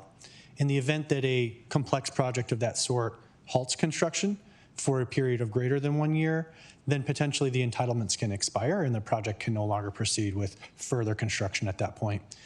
There's additionally separate bases through the building permit process to allow a project to remain active with valid city permits. And so provided that a project is obtaining its regular required inspections for required elements of construction for the project, that's an independent and separate basis through the city's permit process where a project can remain valid to proceed with development. If you may indulge me in walking through a hypothetical scenario, I know it's a challenging market cycle right now. The biggest obstacle I would imagine is getting the capital, securing a loan to actually begin construction. So hypothetically, within the parameters in the code right now, presuming that the applicant is able to get a construction loan for phase 1, which is just the new bank, then they would have that full year before they have to, it's a full year following any period of time where there's a lull in construction, right? Before they have to worry about phase 2. And then for the construction period for phase 2, which is the interim parking, they have another full year before they would have to worry about potentially securing the construction loan for the mixed-use building. Is that a fair and reasonable or accurate hypothetical scenario based on our current code? Yes, I think so. So just to reiterate the key points. So the provisions in the city code related to phasing and the 1-year period of significant construction activity ceasing, there's no defined period in these provisions about how long a given phase can take for construction. That's primarily governed by the building permit validity and obtaining those required inspections to keep the permit valid. However long that phase takes, once it's completed, that's when this code provision has importance. And so if significant construction activity ceases for greater than 1 year, it is that lack of construction activity that could invalidate the entitlements. Provided they commence phase 2 within that 1 year, or phase 2 starts before phase 1's completed and continues so that there's no gap, either of those circumstances would allow the entitlements to remain valid within this city code construct. Okay, thank you. And my last question is for the applicant. Just to better understand this, I have no expertise in development, but based on what the community development director just shared, is it possible to delay the need to actually secure the construction loan for the mixed-use building until potentially years beyond the 4-year entitlement period, as long as you're able to secure a construction loan for the new Chase Bank building? Yeah. It's, like you pointed out, it's a volatile time. We can't predict exactly what the capital markets are going to do, but the scenario of a phasing, phase 1 has to be completed, right? The bank moves out of the existing bank into the new bank, and then the parking lot happens after the bank is demolished. Then it's time to commence construction. So there's a long period of time. There's activities, so it would, I guess, would satisfy, activity taking place on the site. It just means, it's when does that clock start? If the financing, for example, if that's the driver, if that's not in place or there's construction cost issues or something like that that could arise. It's when the stopwatch stops and starts again. So it sounds like there's only 1 year of pause that can take place after the bank is built and the parking lot's completed. I'm presuming that it's the financing for the mixed-use building. Yeah, mixed use. Yeah, that's right. So I guess I'm just sort of thinking mathematically. So it's you have 4 years before you have to worry about phase one, right? So at the conclusion of 4 years, presuming you're able to finance the bank, then that actually grants you some additional time. It sounds like maybe 2 or more years to actually have, before you have to worry about securing the financing for the mixed use building. Yeah. That's generally could be a scenario or outcome. I mean, we're just looking for reasonable. I mean, you have a 2-year policy. It took us 5 years, 4 years of it as an applicant to get the project approved, and then you're going to hold us to 2 years to break ground. It's unreasonable. So all we're asking for is the city to be reasonable, and yeah, they with approval we can get an extension, but we think the first piece of the term should just be longer. I mean, I think. But my example is valid. I mean, it took 4 years from the time we applied to the time we're going to get our approvals here, and a lot of that's process that the city, had us drag out, and to expect us to have to live up with a 2-year timeline is, like I said, it's unreasonable. Understood. Thank you. Those are my questions for now. Great, thank you. Does any other member of council have a question? Okay, so I have a question for, I believe, Public Works, this may be how we address it in the future.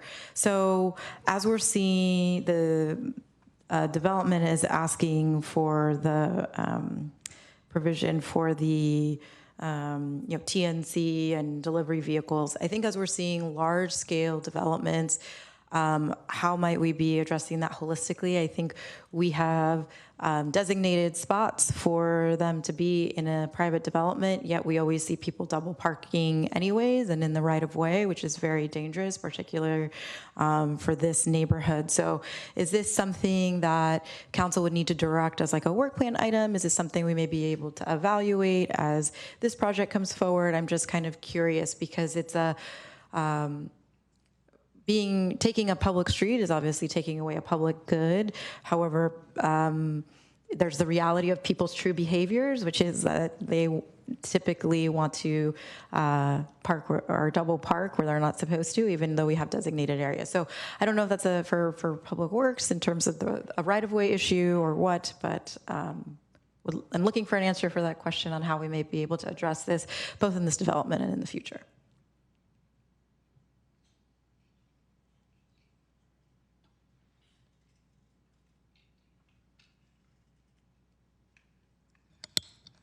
Good evening, Jennifer Ng, Public Works Director. With respect to this particular project, there is loading that is provided on site. It is typically Public Works's, well, I would say it's typically the city's requirement that loading is provided on site and not in the public right of way. In this case, that is already provided.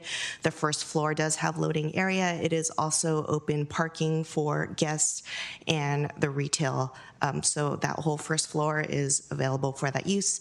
In addition, the mail room in which that would receive Amazon deliveries and such like that is right at the corner, sort of near the bank on that first floor, surrounded by parking.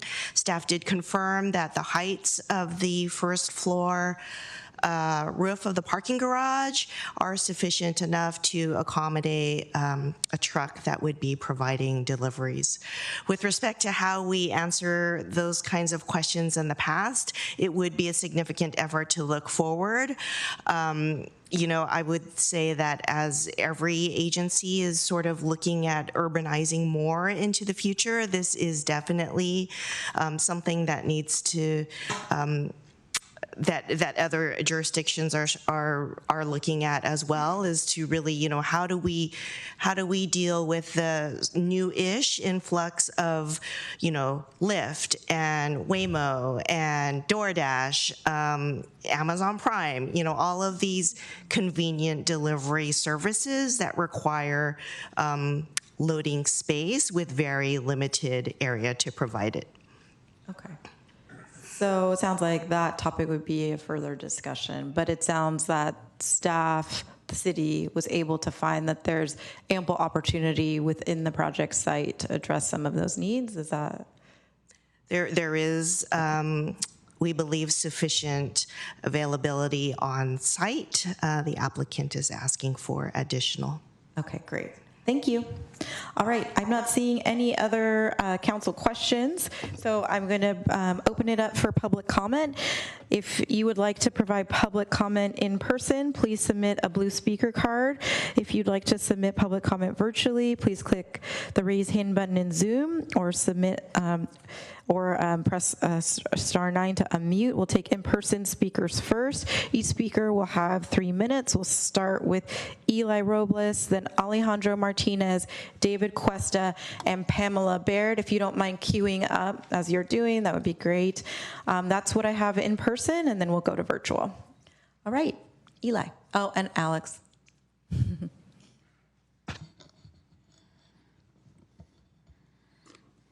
Here in Santa Clara County. I'm here tonight not just to raise concerns about the proposed Greystar project at 749 West El Camino Real, but to highlight the tremendous opportunity this project presents if done right.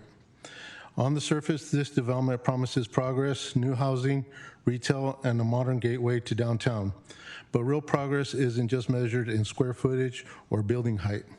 It is measured on how we treat people who build our city. And that's where Mountain View has a chance to lead. By requiring Greystar to hire responsible contractors, those who participate in in-state certified or joint labor management apprenticeship programs, pay area standard wages, and provide health care, you can ensure this project becomes a model of inclusive growth. These contractors don't just build structures, they build careers. They train the next generation of skilled workers, offer pathways to the middle class, and uphold safety and quality standards that protect everyone. This isn't just about preventing exploitation, it's about unlocking opportunity. When workers earn livable wages and receive health care, families thrive. When apprenticeship standards are supported, young people gain access to meaningful careers. And when developers are held to fair labor standards, the entire community benefits from a stronger, more resilient economy. Mountain View is known for innovation and inclusion. Let's extend those values to the construction workforce. Let's make sure people who build our future can afford to be part of it, because we cannot call this community benefit if the community's workers are left behind. I urge you to hold Greystar accountable, not to punish, but to elevate. Require them to work with responsible contractors who invest in people, not just profits. Let this project be a beacon of what's possible when fairness, dignity, and opportunity are built into the foundation. Thank you for your time. Thank you.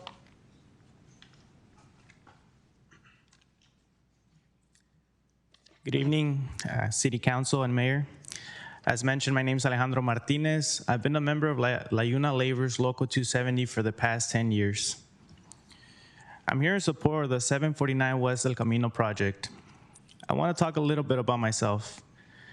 Right after high school, I wanted to go to college, have a career, have a family. Things didn't go as planned for me.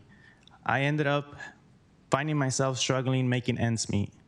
However, the Laborers Union gave me that opportunity to become a skilled laborer through the apprenticeship program. I am a single father, and thanks to the laborers, I was able to provide for my daughter. Not just that, now I own a home of my own, and now I can see my daughter grow in the same city I grew up. All I can say is that this job allows us to live in our communities and will open a lot of opportunities. Greystar has been a proven partner for us because they work with union contractors. By allowing this project, It will be a positive impact because it will offer livable wages and benefits to all of us. Thank you for your time. I urge your support. Thank you. David?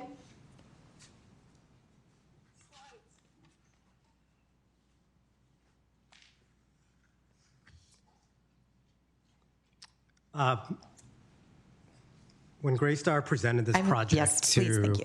to Cuesta Park in 2023, I don't think they, next slide, I don't think they fully appreciated the flotilla of children biking in front of the primary exit that I've highlighted here in orange. Nobody likes cars sitting on a sidewalk. Next slide, please. This is an example in Sunnyvale where to exit a garage, the car has to sit on a sidewalk to make a turn. Next slide. So we went to Greystar and said, hey, everyone's in a hurry. Residents aren't going to stop. Please put in a gate. And we met with them several times. And they did that, and they went above and beyond.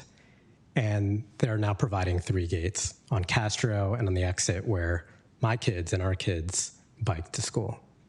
And so we're very grateful for the work that they've done. They've worked with us on this. Now, next slide. Now, it's funny, this whole discussion that we're having about speed kills deals, because they're talking about extending, and there's a bunch of slides in here complaining about how the planner has been very unresponsive to me in my request for various pieces of information, and I think it's endemic of how slow this has gone.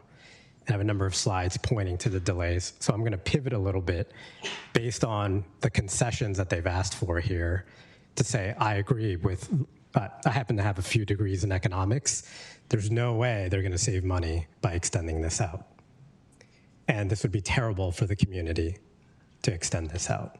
So I would agree with the denial that's being proposed. I'm actually frankly shocked. This wasn't discussed with me ahead of time. Let's flip through the slides. We'll go through my complaint slides.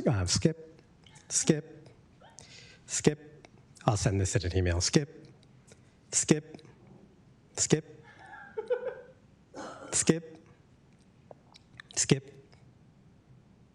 Now, there's one last gem in this memo, and it's incredible. I'm going to read it out loud. Within a 1-mile radius of the project, there's a deficiency of 14 acres of parkland for the existing residents. Therefore, the existing parkland is not adequate to serve the existing and proposed area. Next slide. To me, that's pretty amazing because the city has been telling Cuesta Park for years that we have more than our fair share of parkland, which is why we should accommodate pickleball courts. But when certifying this under the Quimby Act, there's not enough. And that's why we've got to charge $3 million for a park and lieu fee. So which is it? We have enough parkland, give him back his $3 million. Or we don't have enough park space, we keep it $3 million and we preserve our park space. Pamela?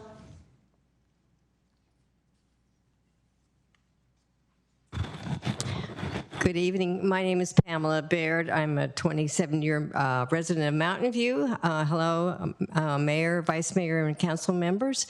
I am speaking on behalf of myself and not any of the organizations to which I belong. I want to commend the developer for working with community outreach. The developer has responded responsibly to the requests and the suggestions that community members have made. The project is much better looking than it was when we first saw it, with some of the design elements that have been translated, and of course saving the artwork and repurposing the artwork is very much commendable. So I want to enforce the idea that the fact that the developer has worked with the community does deserve some recognition and perhaps even a remuneration in not having additional expenses incurred by the developer. We've seen many projects over the last 5 to 6 years fizzle out, and we've also seen 2 precise plans pretty much fizzle out, including the ones that I worked on when I was on the Planning Commission, North Bayshore and Wisman. And it would really be a shame to see this one fizzle out because it can't pencil out anymore. So I encourage you to support this program and look forward to seeing it be coming out of the ground. Thank you. Thank you. Alex Brown? Hi, friends. Oh, feels like a while since there's been a development project to comment on. No. One of the earlier items was about how delaying the Rangsdorf project, like the Rangsdorf grade separation, is the thing that's costing so much money. Like, time is not usually a way to save. Like, just delaying a project and taking longer time doesn't usually save money. We need the housing sooner. We need it already, and so I think you guys just got to go fast. I will say they have been really good with community outreach. I've been to so many meetings with Kathy and David and the crew, just listening to people's concerns and trying to adjust to them. So that part is great. But that if we can go faster and get it done and get the housing built for people, you guys can do it. I know you can do it. I believe in you. All right. Thank you. That concludes in-person public comment, so we'll move to virtual. We have Andrea Wald. Good evening. I'll be very brief. I simply wanted to say that for all the harms associated with artificial turf, I hope none will be included in the design that is being worked on for the mixed-use project at 749 West El Camino Real. Whatever landscaping is going to be part of this project should include only natural plantings, which are far better for our environment and our health. This is also supported by the wonderful biodiversity and urban forest plan that the city is currently working on. Thank you. Thank you.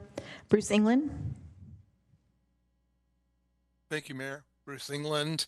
I'm going to be speaking for Mountain View Coalition for Sustainable Planning briefly, but I just want to voice my personal support for the trades and the labor practices that they come to a lot of the city meetings to talk about. My family came from labor work, and then we became longstanding members of the community, including in Mountain View. And so we promote the future by taking care of our workers today. So I wanted to say that. Now, for Mountain View Coalition for Sustainable Planning, we submitted a letter, so I won't repeat that. But there were a few points that we wanted to touch on. One is about the front plaza design. To us, it still seems overpaved in the various drawings with inadequate tree canopy and remaining questions about artificial turf that Andrea just spoke about. All corners of that intersection, Castro and El Camino, seem quite dead, and this project has the opportunity to provide sorely needed activation, at least at that location, which can bleed over to the other corners too, perhaps at some point in the future.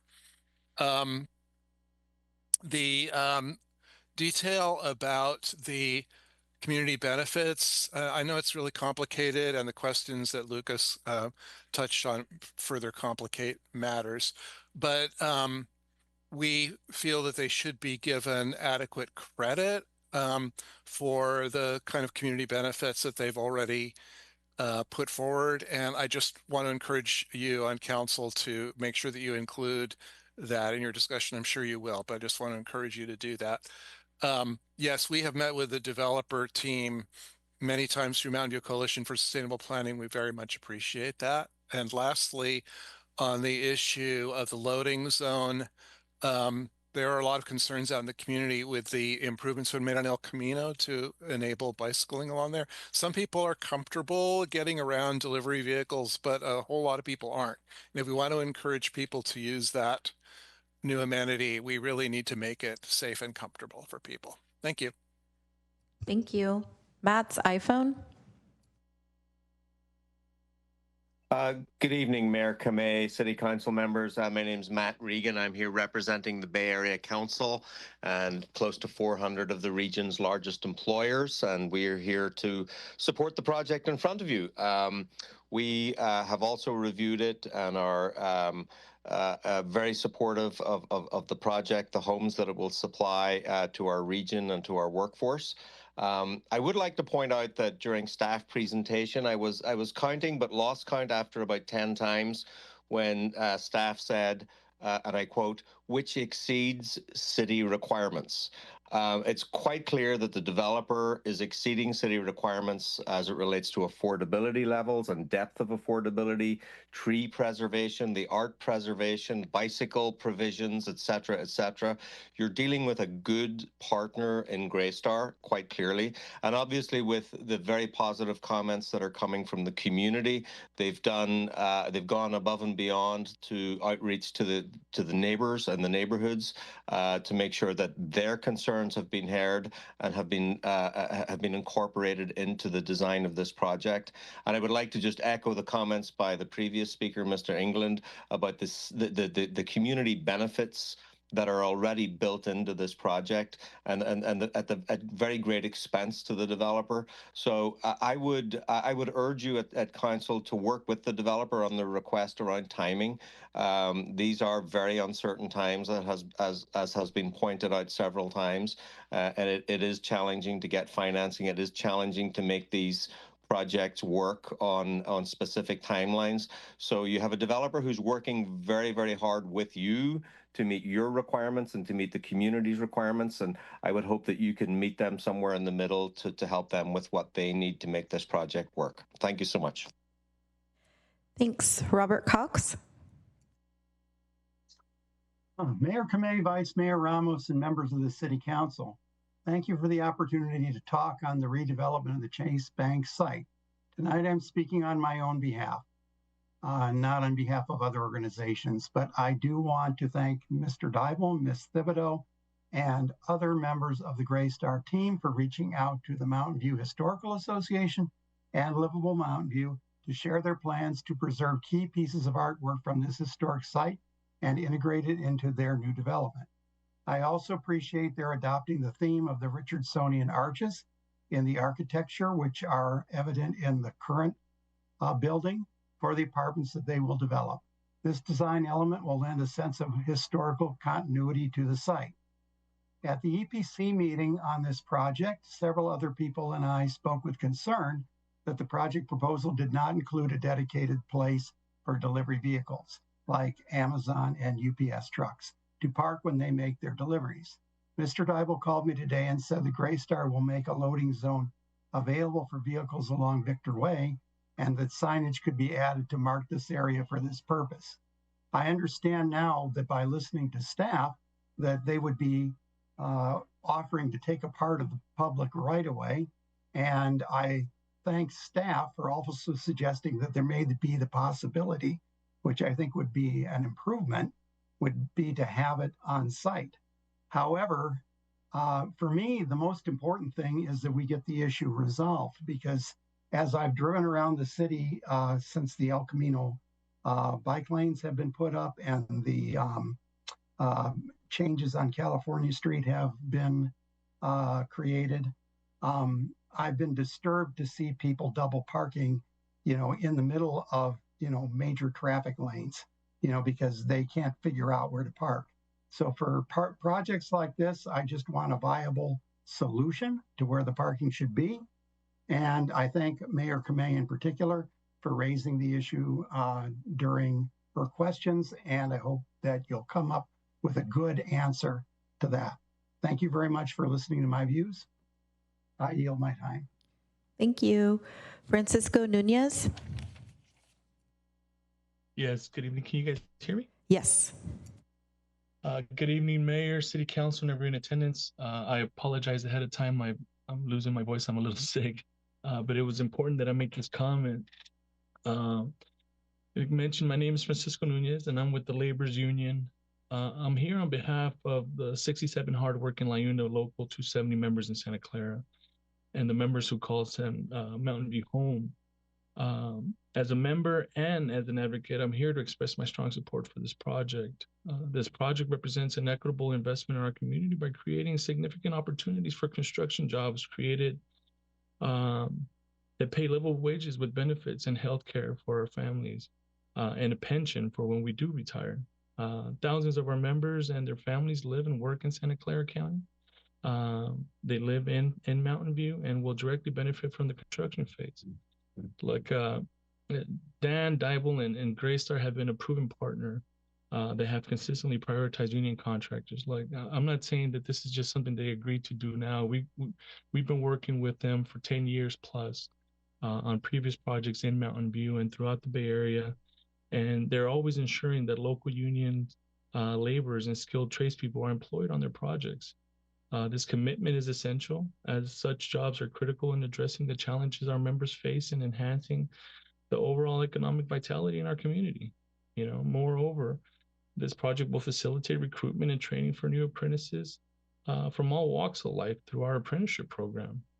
We actively welcome individuals from underserved communities, including single mothers, veterans returning from service, and those that are returning from incarceration. The reality is this represents meaningful steps towards building a diverse workforce rooted in equity and opportunity. We are incredibly excited about the benefits of this project extending far beyond its construction phase. The housing and then everything else that it comes with. It's been a long 5 years to get this project to this point, and let's get it built. We strongly urge you to approve the Greystar project here in West El Camino Real, and as it promises to deliver invaluable opportunities for our members and the broader community. I thank you, and I urge you to support it. One shout out. I appreciated today's proclamation about National Hunger and Homelessness Awareness. 350,000 meals is great. So if the person's still there, my kudos to you and to your organization. Thank you for your time. Have a good evening. Thanks, Francisco. We hope you feel better soon. Catalyze SV.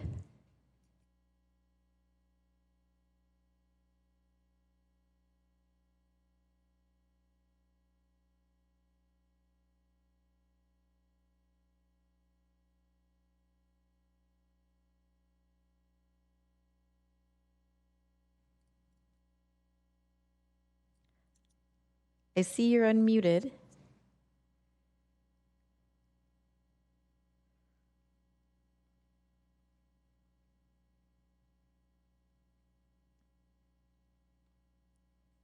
Alex, is that you? All right, we can maybe try to return to Catalyze SV. Why don't we try Sula? Yes, my name's Christula Bloor. I live next to the Elan development that Greystar put in several years ago, and I appreciated how quickly and smoothly they completed construction, since I lived between it and Graham Middle School doing its renovations. I believe in higher density and mixed-use construction, and I look forward to having more new neighbors, assuming that this project moves forward in a timely fashion. Thank you. Great, thank you. Hala Al-Shawani. Yes, good evening, Mayor, City Council, and City staff. My name is Hala Al-Shawani, a longtime resident of Mountain View.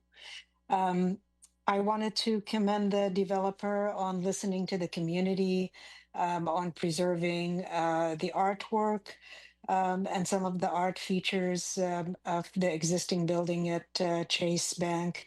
I've attended many meetings in the past few years with Greystar, and I appreciate their collaboration with the community on that.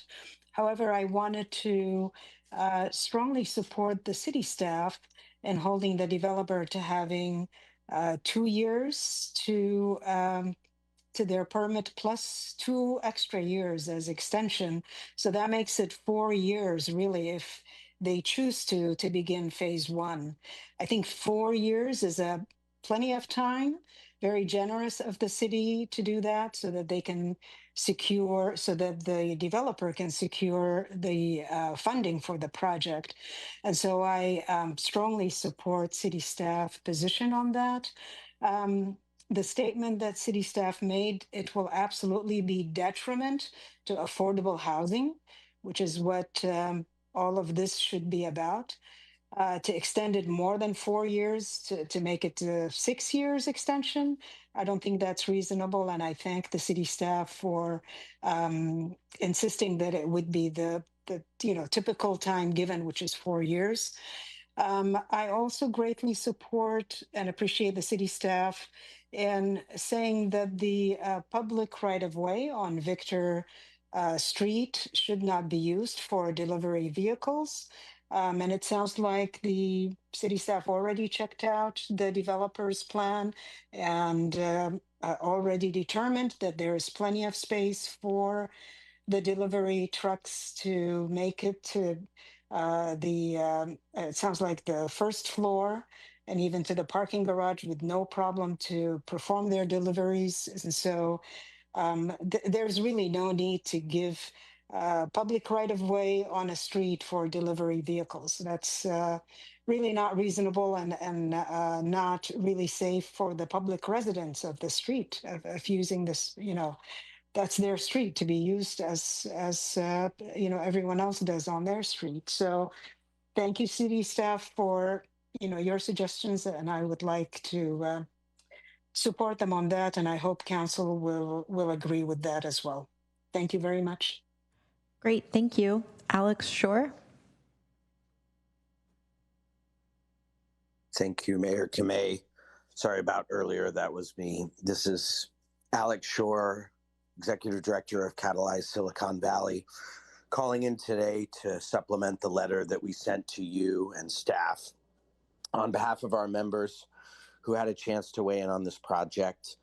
Catalyze SV is deeply committed to building sustainable, equitable, and vibrant places for people in Silicon Valley. We do that through assisting governments with community engagement. We also do that through advocating for outstanding development. And I'm delighted to share that of the 70 plus projects that our members have scored over the last 8 years, this is the absolute first project ever to score a total 5 out of 5 across all categories of how we score projects. It is truly an outstanding project, and we want to commend Greystar and their team for designing an outstanding project and doing such great community engagement along the way to build support for development. We hope to see many, many more projects like this in Mountain View and across the Bay Area. This is our third one we've been able to evaluate in Mountain View, and we're really, really excited for it. We weighed in on this project before discussion was made of the request for an extension, so we are not weighing in on that tonight. We do hope it can be built as quickly as possible. This housing crisis continues to tear apart our community, and we need these homes as soon as possible. And we're so grateful that Greystar is continuing to invest in Silicon Valley and include affordable housing at very low income levels. That's a fantastic commitment. So we're so excited about their engagement with the community and their development project proposal before you tonight. We hope you will pass it, and I will yield the rest of my time. Thank you, Mountain View Council members and staff, for your work on this project. Great, thank you. So seeing no other comment in person or virtual, I'll take the item back for council questions and deliberation. Please note that a motion to approve the recommendation should also include reading the title of the resolutions as amended. The city clerk will take a roll call vote as we have a council member participating remotely this evening.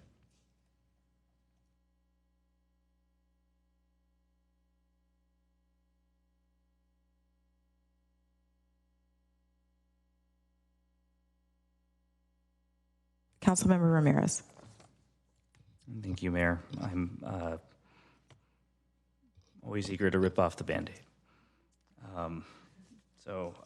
First, I'll share my gratitude to the applicant and staff for the work to advance the project. It's taken a long time, and I think it's noteworthy that this is a code-compliant project. The applicant has invested a great deal of time working through a complex set of regulations that are designed to, I think, yield community benefits and a set of improvements that I think will enhance the site. It's a good project, and it includes a lot of the things that we are seeking when we're evaluating mixed-use development, any type of development, really, but a substantial amount of integrated commercial space or ground floor retail, 299 apartments, including a number of low-income 50% AMI units.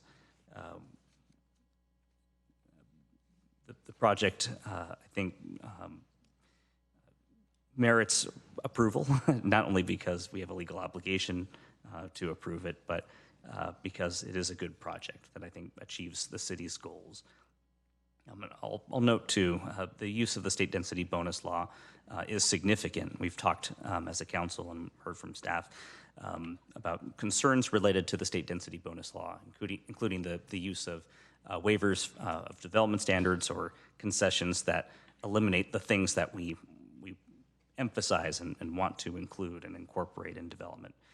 But notwithstanding the use of the state density bonus law, the project still provides a substantial amount of mixed use or ground floor retail and community benefits or public benefits. I know we'll talk a little bit more about that in a little bit.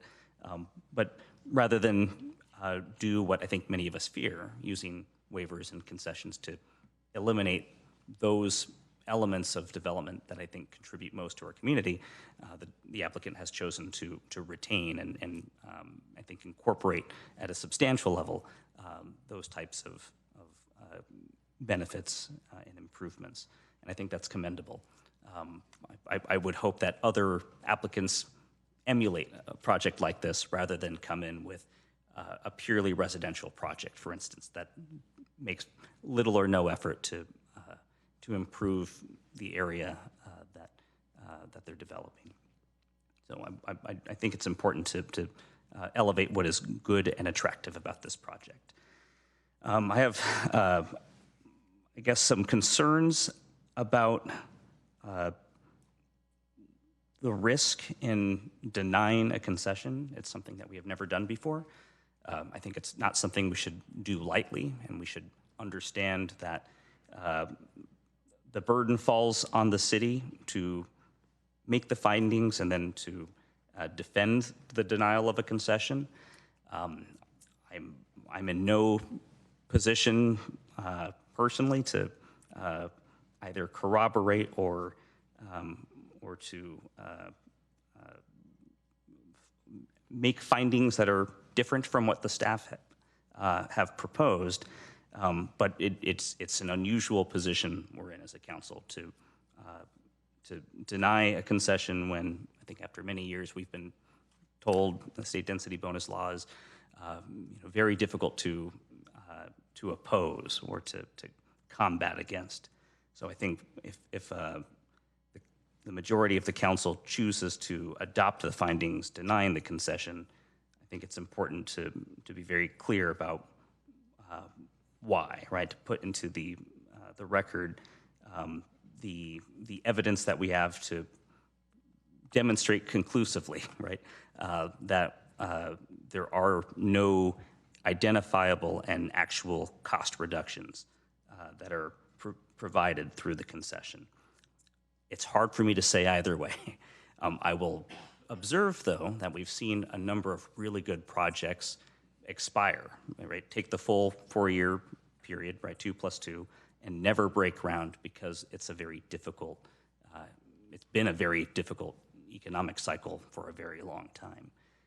And that, in fact, through state law, there have been extensions provided recognizing that there's a lot of uncertainty and that it's been hard to secure the capital, to secure the financing to actually build projects. So I think there is a compelling argument to be made that the concession does in fact provide through some additional certainty, right, identifiable and actual cost reductions. We've seen the state say this is necessary, right, to allow housing to be constructed. In other cases, particularly through development agreements, developers have said, we will give you, the city, money in exchange for additional time. That's noteworthy, and I think something for us to consider. So I do think that's a risk and something we should deliberate eyes wide open. On the community benefit or public benefit component, I think this is another thing we ought to consider. If we do deny the concession, the applicant still has a second concession, and that concession could be used to eliminate some of the community benefits, right? That would be truly an identifiable and actual cost reduction. So I think there are also some risks we should consider there, right? If that there's a precedent set in many different regards, however we choose to advance the project. We also don't want to set a precedent where future applicants say, okay, well, I mean, now that we know that we can use a concession or a waiver to get around community benefit obligations, why not? Why not do precisely that? So I think we should think very carefully about how we approach that question. I'm not going to make a motion. I'm going to hear what other members of the council have to say. But I think this is tricky. I think it's tough, particularly because so many of these questions have come to us at the last minute. I think I appreciate the staff's response to the question about when the conditions of approval were first provided to the applicant. I know that many of these things have been discussed iteratively over a great deal of time, but I think as projects become increasingly complex and take advantage of various state laws, it may become a good best practice to provide the conditions a little bit earlier, because these are hard questions for the council. I don't think there are easy, obvious answers to many of the questions that were being asked in evaluating the project. And I think having more time for the applicant to work with staff in the future will make it a little bit easier for us to weigh in.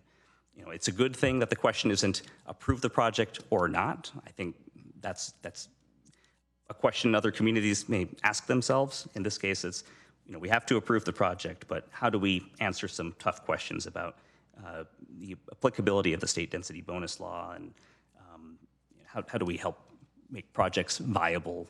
How do we think about timeframes to ensure that these projects aren't just going to disappear right after 4 or 5 years of a lot of work, both from the applicant and staff. So just some preliminary thoughts, and I'm eager to hear what the council has to say. Thank you. Councilmember Showalter. Yes, I really kind of would like to question some of the things that Councilmember Ramirez, or get some clarification on a couple of the things that you've said. I too think that really this is a great project. I was really kind of just bowled over by this letter, this very complicated letter. I think is a 6 or 8 single-space pages. We received it at 5 minutes of 12 today.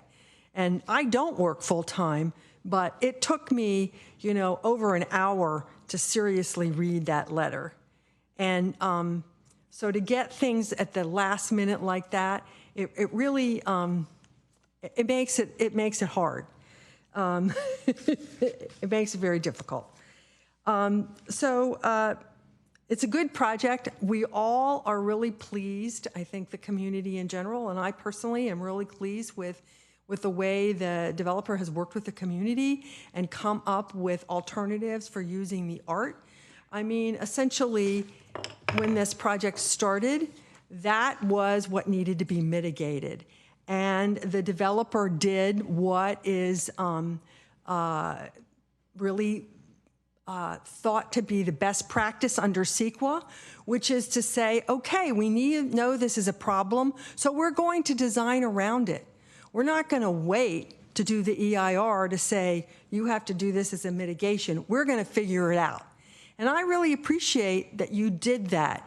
But I also think that it's important to realize that that is the spirit of CEQA when it really works well. And in this case, I think, you know, it has. So thank you for that. But then in this letter, you've come forward and said, well, we've done that, and now we there's a community benefit in our precise plan that we're supposed to be paying, and we don't think we should have to pay it anymore. That has been brought up in some communication, in some discussions in the past week, but there were never any dollars and cents associated with it before. At least I wasn't aware that there were. And so I want to ask my colleague, are you suggesting that we kind of consider granting the extension to 8 years in exchange for them paying the community benefits? Because I think that that could be a very good outcome. I wasn't suggesting that necessarily, but I think there, what I was struggling and failing to articulate is that these are really challenging decisions we have to make. The applicant has asked for additional time using a concession, which is something that I've never heard of before, and I don't think we've ever seen as a city. So we have to think about, is that a permissible concession? And if we don't think it is, are we actually prepared to defend in court our determination that it is not an acceptable concession, because the burden falls on us to prove that it's not. The applicant has also requested credit against the community benefit contribution for voluntarily provided improvements. And I think one thing that we have to think about is what is actually voluntary and what is something that they're obligated to provide. There are a number of things that are voluntarily provided where the applicant could say, if we make a decision that is not favorable to them, well, I'm going to save some money and not provide those things anymore, the things that they've negotiated with the neighborhood, for instance, because there's no objective standard. There's nothing in state law or in the precise plan or in our municipal code that requires them to provide those things. So if we don't think about them as community benefits, they could go away, right? They could go away either through just some application of state law that I'm not terribly familiar with, or they can use a waiver, or they could use a concession, right? And that, I think, would be an outcome that is not desirable for the neighborhood, since there are really good things that they are proposing. I hope that was clarifying. It was also a word salad, but I hope it was clarifying.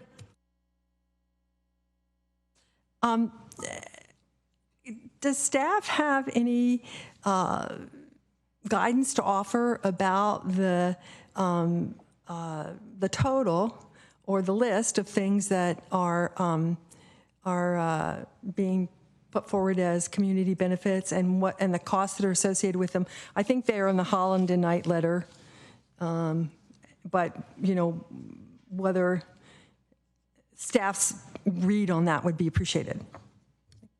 Thank you. We do have some information presented on the screen currently.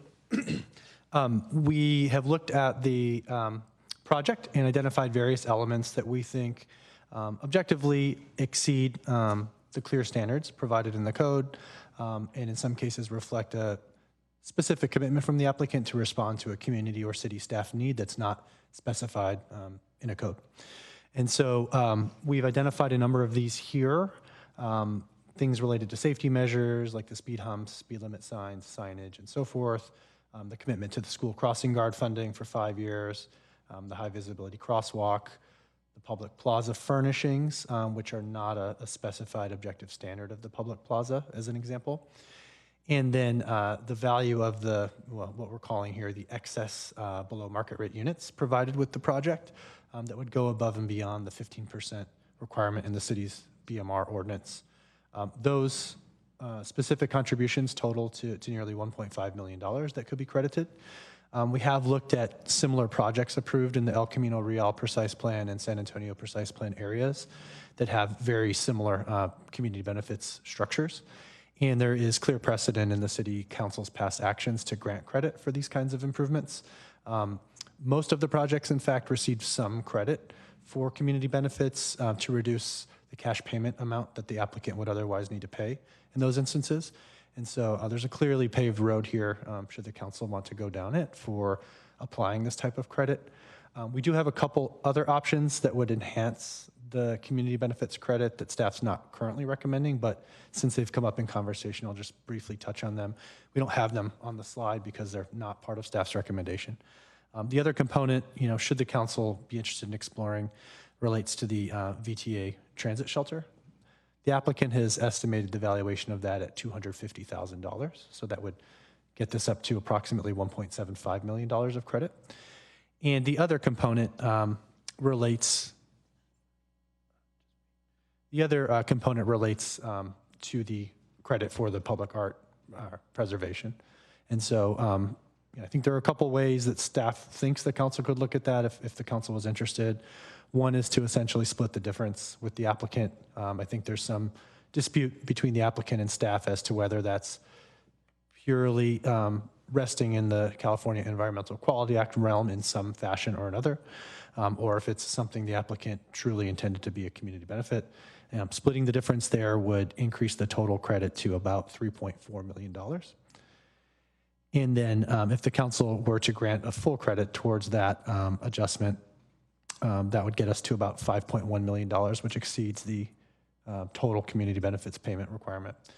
I'll just note with respect to those arts credit amounts, staff has adjusted those in looking at the detailed information of cost estimates provided by the applicant, and in particular eliminated things like contingencies that would be part of the project that aren't directly related to the provision of the community benefit, and some cost escalations the applicant had assumed over a 4 to 5 year period for the storage, the decommissioning and reinstallation and so forth. So these are really the direct hard costs that factor into these staff estimates.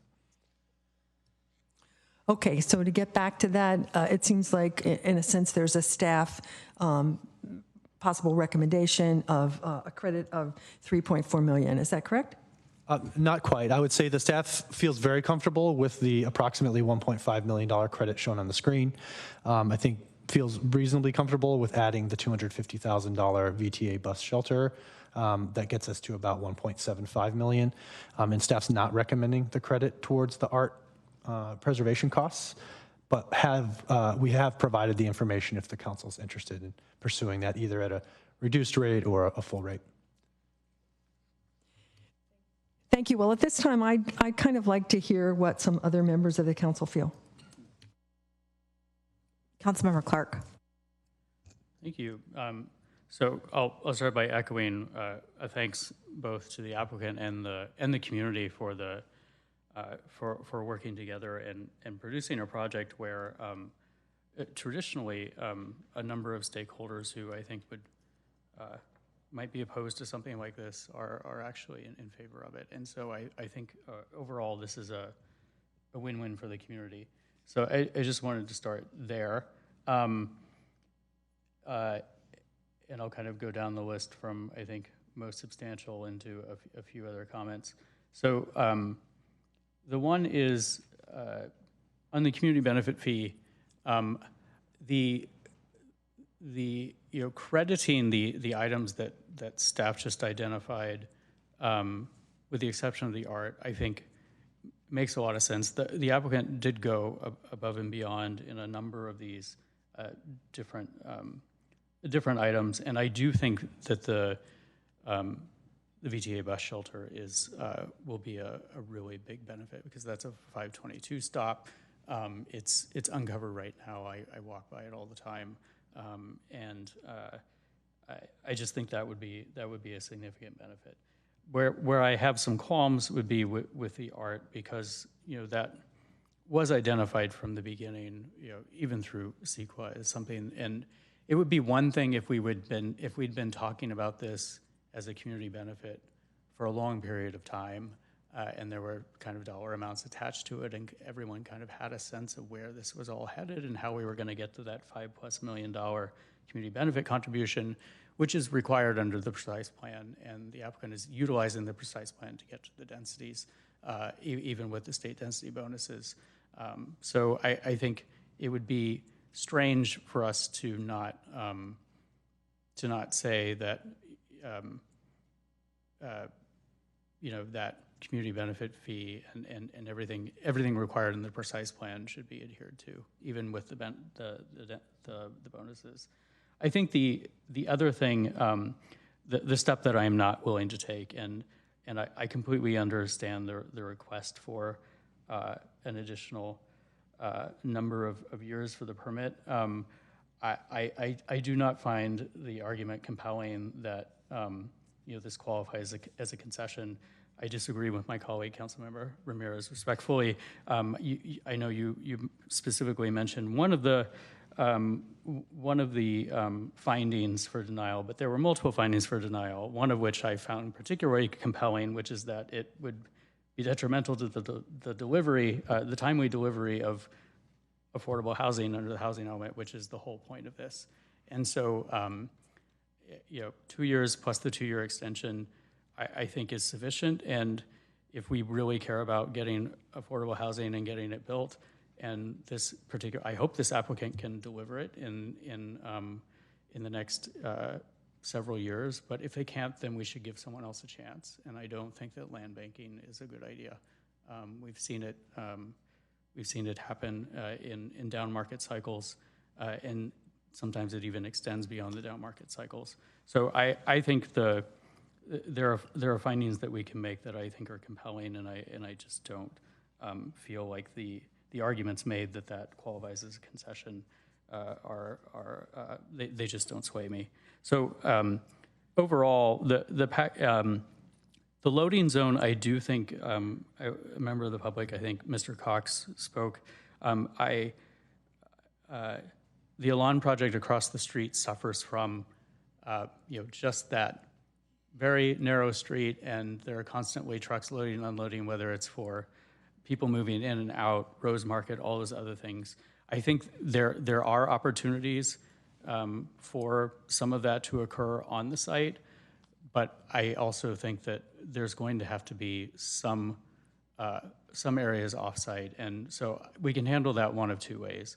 Either we can let staff have the grace to kind of figure all of that out. There are formal loading zones on the property for move in, move out trucks. So really what we're talking about are the Ubers, the DoorDashes, the DoorDash deliveries, the Waymos, all the day-to-day things that now people are just double parking, including outside my complex in the bike lane on El Camino. So, which we want to avoid. So if it makes sense to take a couple of those parking spots where Victor Way actually gets wider there, and if it makes sense to have a loading zone there, that's for some period of time during the day, and then it reverts to normal parking outside of those hours. I'm very open to that because I do think that we need to think ahead, as the mayor pointed out, to some of those items. And then the last item, I don't think this is for us to address tonight, but I just want to raise it, having spoken with some folks who live either on Lane Avenue, mostly on Lane, not Victor, but the folks in that area they're kind of boxed in, right? And they don't have a lot of area to get out. And I feel like even though and one of the great things I think about this project is that it's providing the amount of parking that it's providing, both for the retail and for the residents. But there will inevitably be folks who take the convenient way out and just park on the street. And we'll probably hear at some point after this is constructed about neighborhood parking permit program. But I just wanted to raise that now. I don't think it's something we have to deal with tonight, but I think it's something we'll have to consider at some point. So just to recap, I think the project is great overall. I think the only things that I look to my colleagues to help formulate is how we deal with the community benefit contribution. I'm very comfortable with what staff recommended plus the VTA shelter, and that gets us some way there. So I think in my mind that's my preferred route. The rest can be made up as a contribution unless others feel differently. But I don't feel like I don't think it's a good precedent to set for using concessions for permit extensions. I just don't. I think that's a step too far for me, and I think the findings that staff provided were compelling. So those are my thoughts. Happy to hear from others. Councilmember Hicks.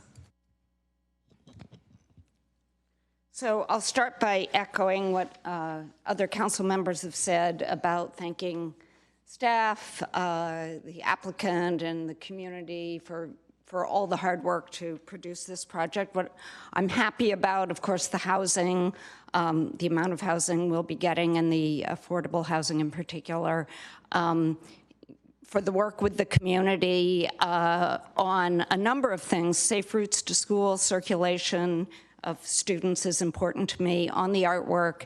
And then on, previous to this, in this parking lot, the applicant had a Pete's Coffee that was very popular as a meeting place for people both, at least this is how I used it, both north and south, living north and south of El Camino. So establishing another, hopefully, gathering place for people. So those things I'm all very happy with. I'm confident the council will approve the project.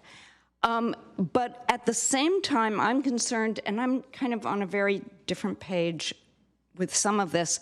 I'm concerned about the treatment of both the historic Gateway Park and the historic building by the renowned and influential architect, Millard Sheets. I think it comes up as the one thing in the CEQA process that we would have to make a statement of overriding considerations on. And this comes up in some questions we asked, that council members asked staff. The supplemental environmental impact report says that full preservation of the building would not have allowed the applicant to meet project objectives, but that partial preservation, in other words, preservation of the front half of it, is what I think it's talking about, would allow the project objectives to be fulfilled, and although it would take the building off the listing of the California Register of Historic Resources, it would keep it here in the community for all effects. So I'm sad that that did not come up earlier, the fact that it would have been possible to keep this notable building and make it maybe the lobby for the apartments, or make it a restaurant, and also that would allow us to keep the gateway, the garden gateway. And I feel really sad that this has come up basically at the very last minute, and I think that it's telling about our process. When I talked to members of the community who worked very hard on saving the artwork, many of them told me that the reason they wanted the artwork saved is they thought there was no way the building would be saved. So kind of coming in with defeat in the beginning. And I'm hoping we can, when it's possible to save buildings, this is one of the most renowned historic architects in the state. And when it's, and council members who voted to have this building built said this will be something that will be, mark the entrance to Mountain View forever. So the fact that that's lost so quickly is concerning to me.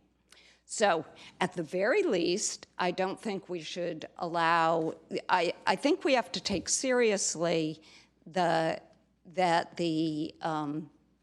least the preservation of the artwork is not a community benefit. It's part of what we do in order to make that statement of overriding considerations, which I'm not sure.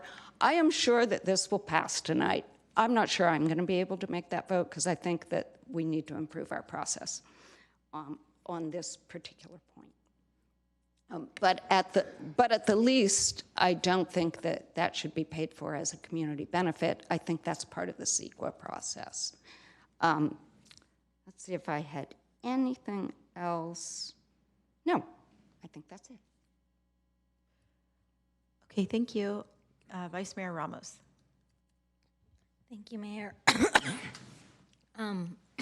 Sorry. So some piecewise things, and I'll go to overall things. I actually do like the idea of having a permanent loading zone on Victor Way. It doesn't have to be the whole Victor Way that adjusts to it. But as Councilmember Clark mentioned, there is plans obviously for like the big loading zones for people moving in and for essentially those in the know. As we build this there's a gig economy where you have all the door dashers and the Amazon delivery drivers.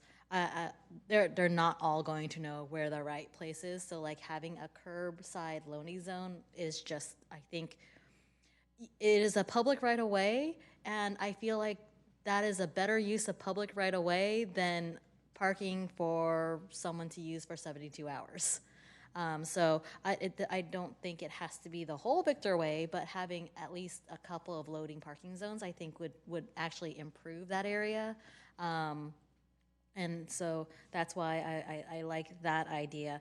I'm comfortable as when they're talking about the community benefits, counting the 1.5 million that staff seems to be comfortable with.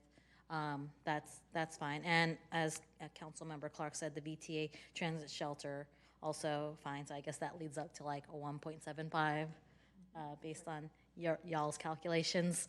I guess the big jump is the public art, and I know that it was something that the community asked for really from the get-go with this project, and so as Councilmember Hicks mentioned, it was probably the biggest. It would have been the biggest cause for people to come out to not support this project if the art wasn't saved. So I guess like I would have been fine had it been allowed, but I also know that if you didn't put it, you wouldn't have gotten the same people coming up being here. We would have gotten public comment wouldn't have been finished by now of people opposing the project if you didn't have that public art or saved. As for I think the big item of the night, well, overall, I'm very happy with the project. I want more housing built, and this is a good chunk of housing, so we do want to make it happen. The 8-year ask that the applicant is having, I do feel like it's like playing, we're like playing chicken with the developer with some of these things where they're saying that they'll have difficulty penciling out if they don't get this, and then we have our staff saying, bet. So it does make me a little nervous because we have had, as some of our colleagues mentioned before, we had projects that expired, and I don't want this project to expire, and so that gives me some concern. I don't know where the comfort everyone else has with this. I guess everyone had a chance to talk except for dear Councilman McAllister. And the mayor. Well, the mayor always goes last, and so you bring it all together. But I have discomfort in denying the 8 years because I don't play chicken well, if that makes sense. So yes to the project for me. Yes to the 1.75 toward credit, and then much more hesitation for counting the public art, and much more hesitation of denying the 8 years. And that's where I land. Okay, thank you for waiting patiently, Councilmember McAllister. Well, thank you. It's unusual that I talk at the very end or towards the end, but it was interesting to hear all those comments and how it was weaved. And I give credit to Councilmember Ramirez for how he laid out his thoughts. They were very interesting. So being on a council for my 9th year, I've seen a lot of projects come and go. Chris and I were on council when the economy was going great. Everybody was building. There was money to be had. And now we saw the COVID and the slowdown there and money getting tight. And so I go in this with a little bit of context of when they're saying they need the 8 years. And so I'm a gambler, but I'm also a high percentage gambler. So when someone says that they don't feel comfortable, I look at some of the things that were going on. You know, Greystar, I worked with them over there on California, and they moved that project right along. And so I noticed that, well, there's a lot of ironies that I see in here. So they got MetLife, a $52 billion company, usually has $900 million in profit a year. And they are one of the one of the best finance developments I've seen in a long time, next maybe to Google. So that is sort of interesting how they say, well, oh, you know, we're going to be worried about it. And then I hear other council members, again, they say, we want housing. We want it now. And yet they're delayed. And those projects that I thought were delayed was more because of the economy was really coming out of COVID. And so you can't put the same context to what happened 2 years ago to what's happening now. And I've seen where people made we made agreements with Google and SkyWest for the North Bayshore Gateway, and nothing happened. We gave development agreements too long, and nothing happened. So if we really want to get things done, we need to say, developers, if you want to do it, we'll help you. But if you're putting it off, then how dedicated were you in the first place? Why did it take you 4 years to get where you are now? And all of a sudden you go, well, we need more time to figure it out. Greystar is a very good company. And to come along and say, well, we didn't quite do our due diligence, to the fact that they came out with a letter today is troubling. I don't like doing government on, as someone says, on the back of a napkin or scrambling at the last minute. That is not good policy. That is not good government. And I'm a little disappointed in Greystar that they came at the last minute to ask for these items. So that puts me on the defensive right away. The thought that let's go talk about the public art.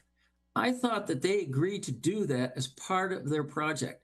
So when they come back and say we want credit, again, that's disappointing from Greystar, a company that puts out a great product, to say, well, we want to give it, we want to do it, we want to make it great. And then all of a sudden, well, we want credit for it. That does not sit well with me either. That art is making that project. And I hope, and a lot of you hear me talk about public art in Mountain View, that we're lacking in it sorely. And we should make public art a requirement on every project that comes through. So here we are, we have this great art. We got the stained glass window, have all that stuff. And now they're saying, well, we want credit for it. This really makes that project. And a bunch of you said this made the project. It makes it unique compared to everything else. Otherwise, they're pretty well cookie cutter. So concession there, that's not a concession or credit. That was part of the project they negotiated. So when you come back and say, no, we want some credit for it. No. You've had over 4 years, 5 years to figure this out. Again, we can't go that route. And what's funny is that the bus shelter on El Camino, they want credit for that. It's there already. That's going to improve their property. They're going to have a major transit stop right in front of them, and they want credit for it. So all these things that were before that they want to change now, I cannot support. When we're talking about the loading dock, and they said, well, across the street, Greystar designed a project. So when someone said, well, they're suffering, they designed the project across the street. So it was their design that's caused the problem here. And I'm surprised that we're going to take public space that they didn't design the proper loading on their own property. Now, I agree with Chris, and it's going to come true. They're not, all the tenants are not going to park in the garage. They want a quick out. They're going to be parking on the street. We need to make sure that if they're going to design the project thoroughly. It is a very good project. I'm glad to see it come along. I'm glad I'm not too happy about Clark's going down the road, but maybe that could be the new restaurant in there. But they can design it on their own property, and we should not be in the in the business of giving away public property for something that they should have designed. What else then? And the entitlement, again, back to the entitlement time. We want the project to go. They have the money, they can get it done. Now, some could say that, and I've seen this, where some companies, they'll go out and they'll work hard to get it, and then they get the entitlements, and then all of a sudden they sell the entitlements and we don't get anything. It just delays the project. So I can't see us, I cannot support anything where we do a concession on the timeline. I think we need to hold them because we need to give word to the development community that if you spent 4 or 5 years on a project and then all of a sudden you come back and you want more time, then how serious you were in the first place. So I cannot do that. I want the housing now. Councilmember Ramirez, Councilmember Emily Ramos, you want the projects. Let's get it done. If you give them 8 years, they may take 8 years. So I find that sort of interesting how you guys did that. So that's where my take on a lot of the stuff is that I'm going to support the staff report. I am not going to do any kind of last minute negotiating on projects where they had the opportunity of how many public inputs, how many times they went to the planning commission, how time they was. And so unless it's very close to the staff report on the denial, I cannot support it. And I hope the rest of you consider all that you have fought for in the past to say, let's get housing. And then you go, well, 8 years down the road, a lot could happen. This way we know they're committed and they'll build it. And it's going to be a great project. So that's I sort of agree with each and every one of you on certain topics, but this has to go. And we have to set people that know developers, because with all the state laws that are changing to the benefit of the developer, we need to say, well, wait a minute, the state is giving you all these rights. And we're very limited as a city, especially the state density bonus law and all these others. The letter went into say, well, you have to respect this law. You got to respect this law. And we are. Are they respecting it? Are they respecting the residents of the city of Mountain View to come along and develop this one? And then all of a sudden they go, nah, we want to modify it. I mean, this project is going to cost hundreds of $millions and something for 3 million here, 5 million there. That doesn't seem right. It doesn't seem like the Gray Star I remember they were known for their quality and their character. And so I'll leave it at that. Thank you. Okay, thank you, Councilmember McAllister. So I see a couple people in the queue. I appreciate everyone's discussion, knowing that we have an additional council item that we'll be taking up later today. Tonight. I think I'm just going to keep my comments very brief, and I'm going to be really bold, and I'm going to put a motion forward. And so I just want to thank staff, thank the applicant, thank our residents most of all for fighting for what they feel fits best in their community and making sure their voices feel elevated.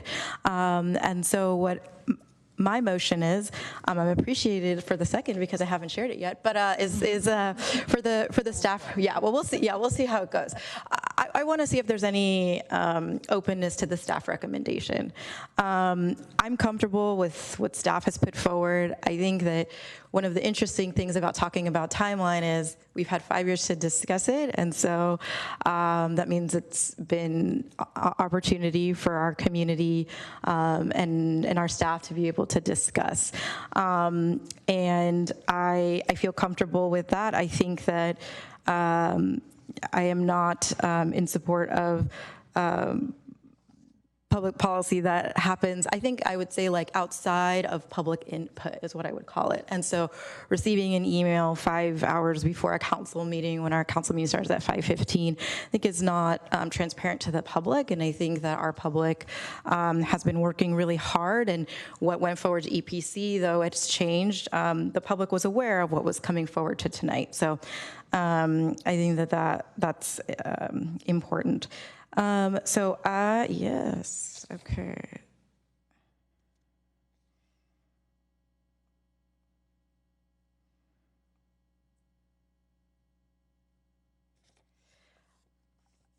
So I put forward a motion, there's a seconder. I think before we go into deliberation, I'd ask for a 5-minute recess. Thank you.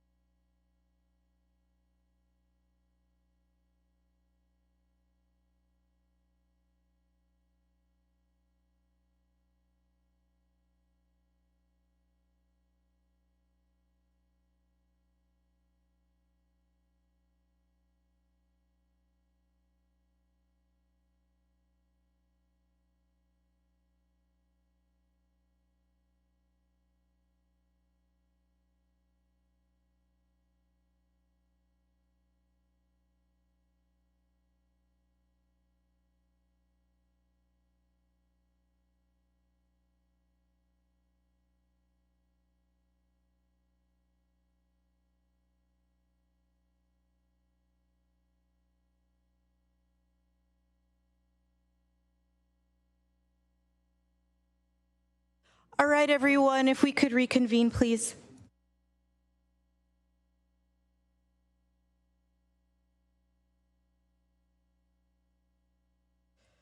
John, I'm going to make an announcement, or did you need to say something now?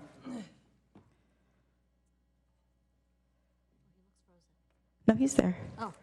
Are you? What? Your hand is raised, but may I give my announcement first? I'm lowered. Sorry. No worries. Finished. Okay. Thank you. All right. Thank you very much. All right. Thank you, everyone, for that unexpected recess. I have some unfortunate news to share. I was notified by our city attorney that the applicant is threatening legal action unless they are given an opportunity to speak currently. Never in all my time on the Planning Commission nor on council have I ever experienced anything like this. I will allow the applicant to speak for no more than 3 minutes, but we are in the middle of council deliberation.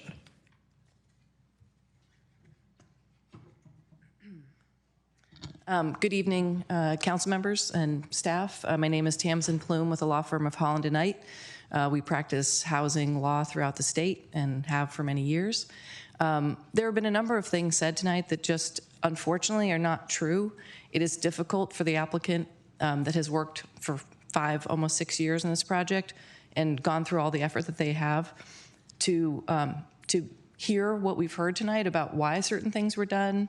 Is a lot of negative intent to certain things, or this is last minute, or this is a change, or you haven't talked about this. This is your opportunity to provide clarity? Yeah, I understand. I'm just trying to provide my 3 minutes, if you don't mind, if I just share the background. It is difficult. This is a housing protected project. It is a pipeline project. Pipeline projects are even more protected than housing opportunity projects and housing elements because they're actually feasible and they've been proposed by the applicant. That is absolutely not true, that that's less protected.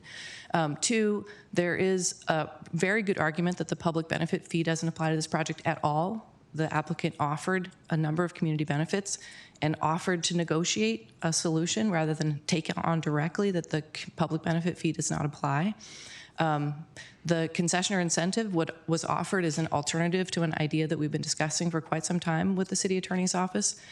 Under SB 330, the vesting period for these housing projects is much longer than the 8 years we've asked for. We offered the concessionaire incentive as an alternative to pressing forward with the idea that we really shouldn't have this housing project expire. And the last thing I'll note is that I work for lenders and equity investors, and I have for 25 years.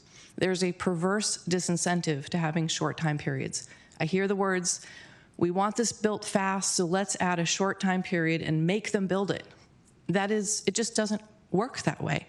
Equity investors and lenders, each project has to pencil. Even the big developers, the MetLifes, the Sobratos that I work for, every project has to pencil.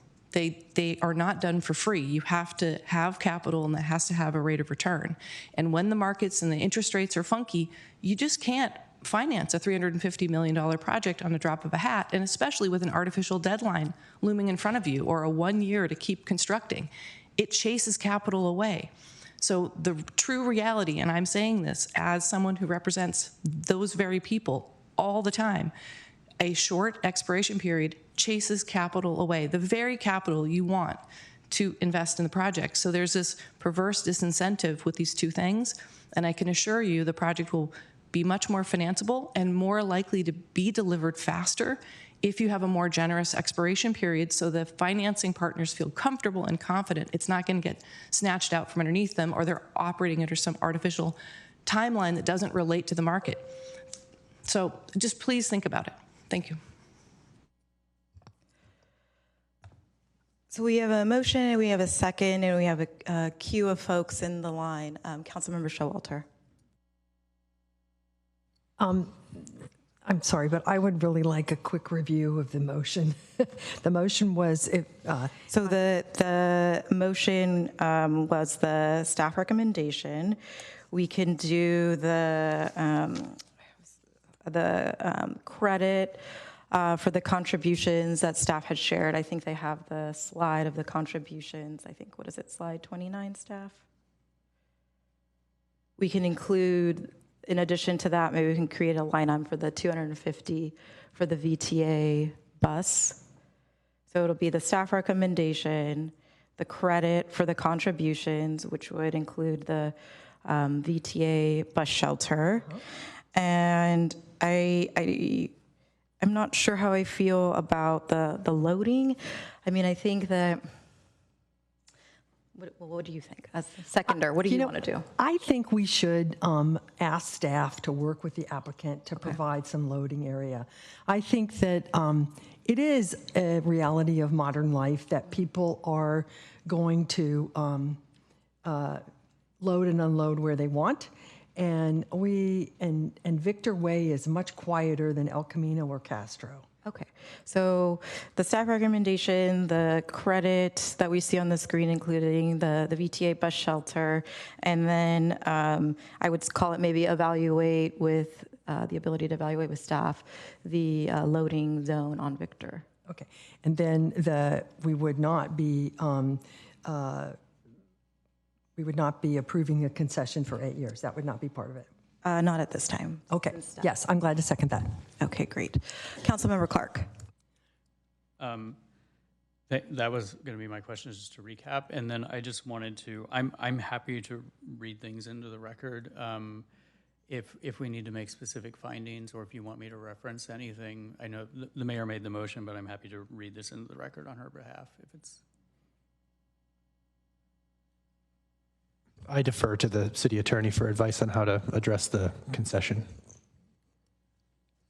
Yes, it would be great if the motion includes amending the resolution to include these findings to deny the concession. All right. Well, Why don't you go ahead and read it? Just for, okay. So which part would I be reading for the amending part? Right, okay. So I move that the City Council, 1, adopt a resolution of the City Council of the City of Mountain View certifying the final supplemental environmental impact report and adopting findings of a fact, a mitigation monitoring and reporting program, and a statement of overriding considerations for the mixed-use project at 749 West El Camino Real to be read in title only, further reading waived.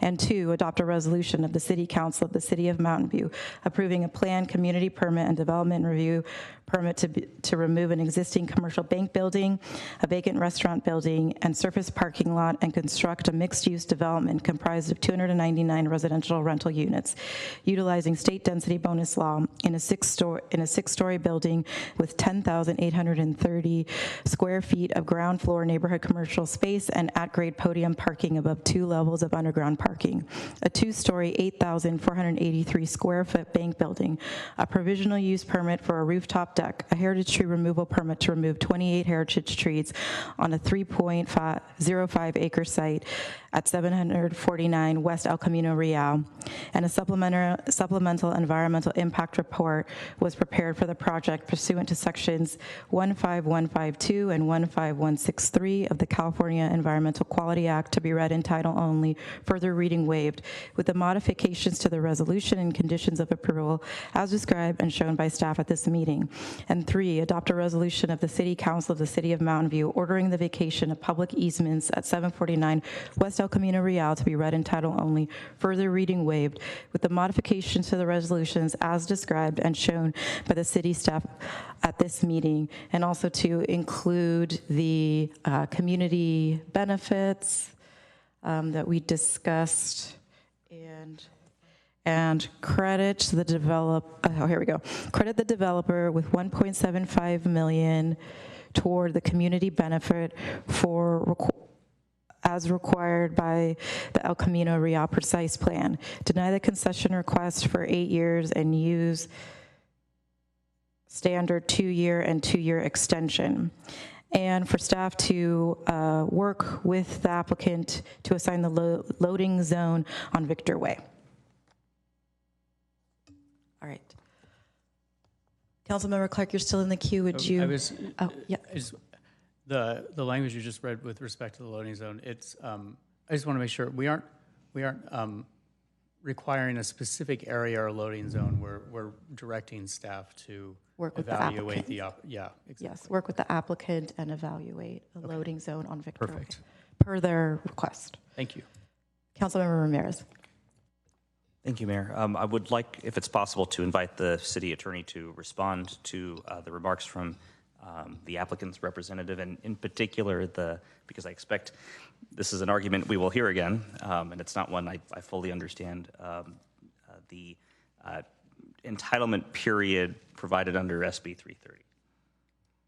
Yes, so this is the identical argument that was made in the Tyrella Builder's Remedy case, and I was aware of that argument, and I had explained to counsel for the applicant that I was not prepared to recommend that counsel accept the argument, because the argument essentially allows for an unlimited time period for the applicant to pull building permits. While I understand that the argument is that the applicant is not going to take an unlimited time period, the way they are interpreting the law would mean that if you approve the project tonight, there is an unlimited time period between tonight and the date in which they need to pull building permits and start construction. But at the date that they pull building permits and start construction, then after that date, the 2.5-year time period starts to run under the Housing Accountability Act. I respectfully disagree with that interpretation. I do not believe that the Housing Accountability Act, which is designed to facilitate and expedite housing development, is interpreted to mean that there's an unlimited time period to pull building permits. And so while I understand that this particular applicant wouldn't be taking that amount of time, I was thinking big picture, and I was not prepared to recommend to council that you accept that argument. We did not accept it in the Tyrella case, and so it was the identical argument. It was last week, I believe on Wednesday, that we were talking about a middle ground in which we came up with, she presented the possibility of 8 years and using a concession. And from that date forward, I along with my team, were researching this concession issue. But today was the first time we saw a letter on the concession issue. So just for clarity on how that all played out, yes, I was aware of the prior argument, but it was one we had already rejected and had been analyzed in another project.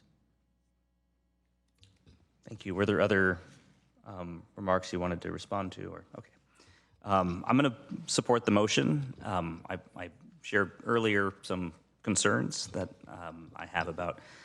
I tend to be risk averse generally. I support the project. I hope it gets built. I know that this is a tough and uncomfortable conversation, and I think there are valid perspectives, some of which I may not wholly agree with, but I'm also not detecting majority support for some additional modifications to explore. Fundamentally, it's a good project. I think the motion captures the spirit of some of what the applicant has asked for, and we'll see where it goes from there. Thank you. Great, thank you. And I think the spirit of the motion is trying to coalesce around a middle ground or some sort of, in the conversations that many of us had prior versus the things that we only received today. So with the idea that we're going to move forward with much needed housing in our city and our community. So let's take a roll call vote.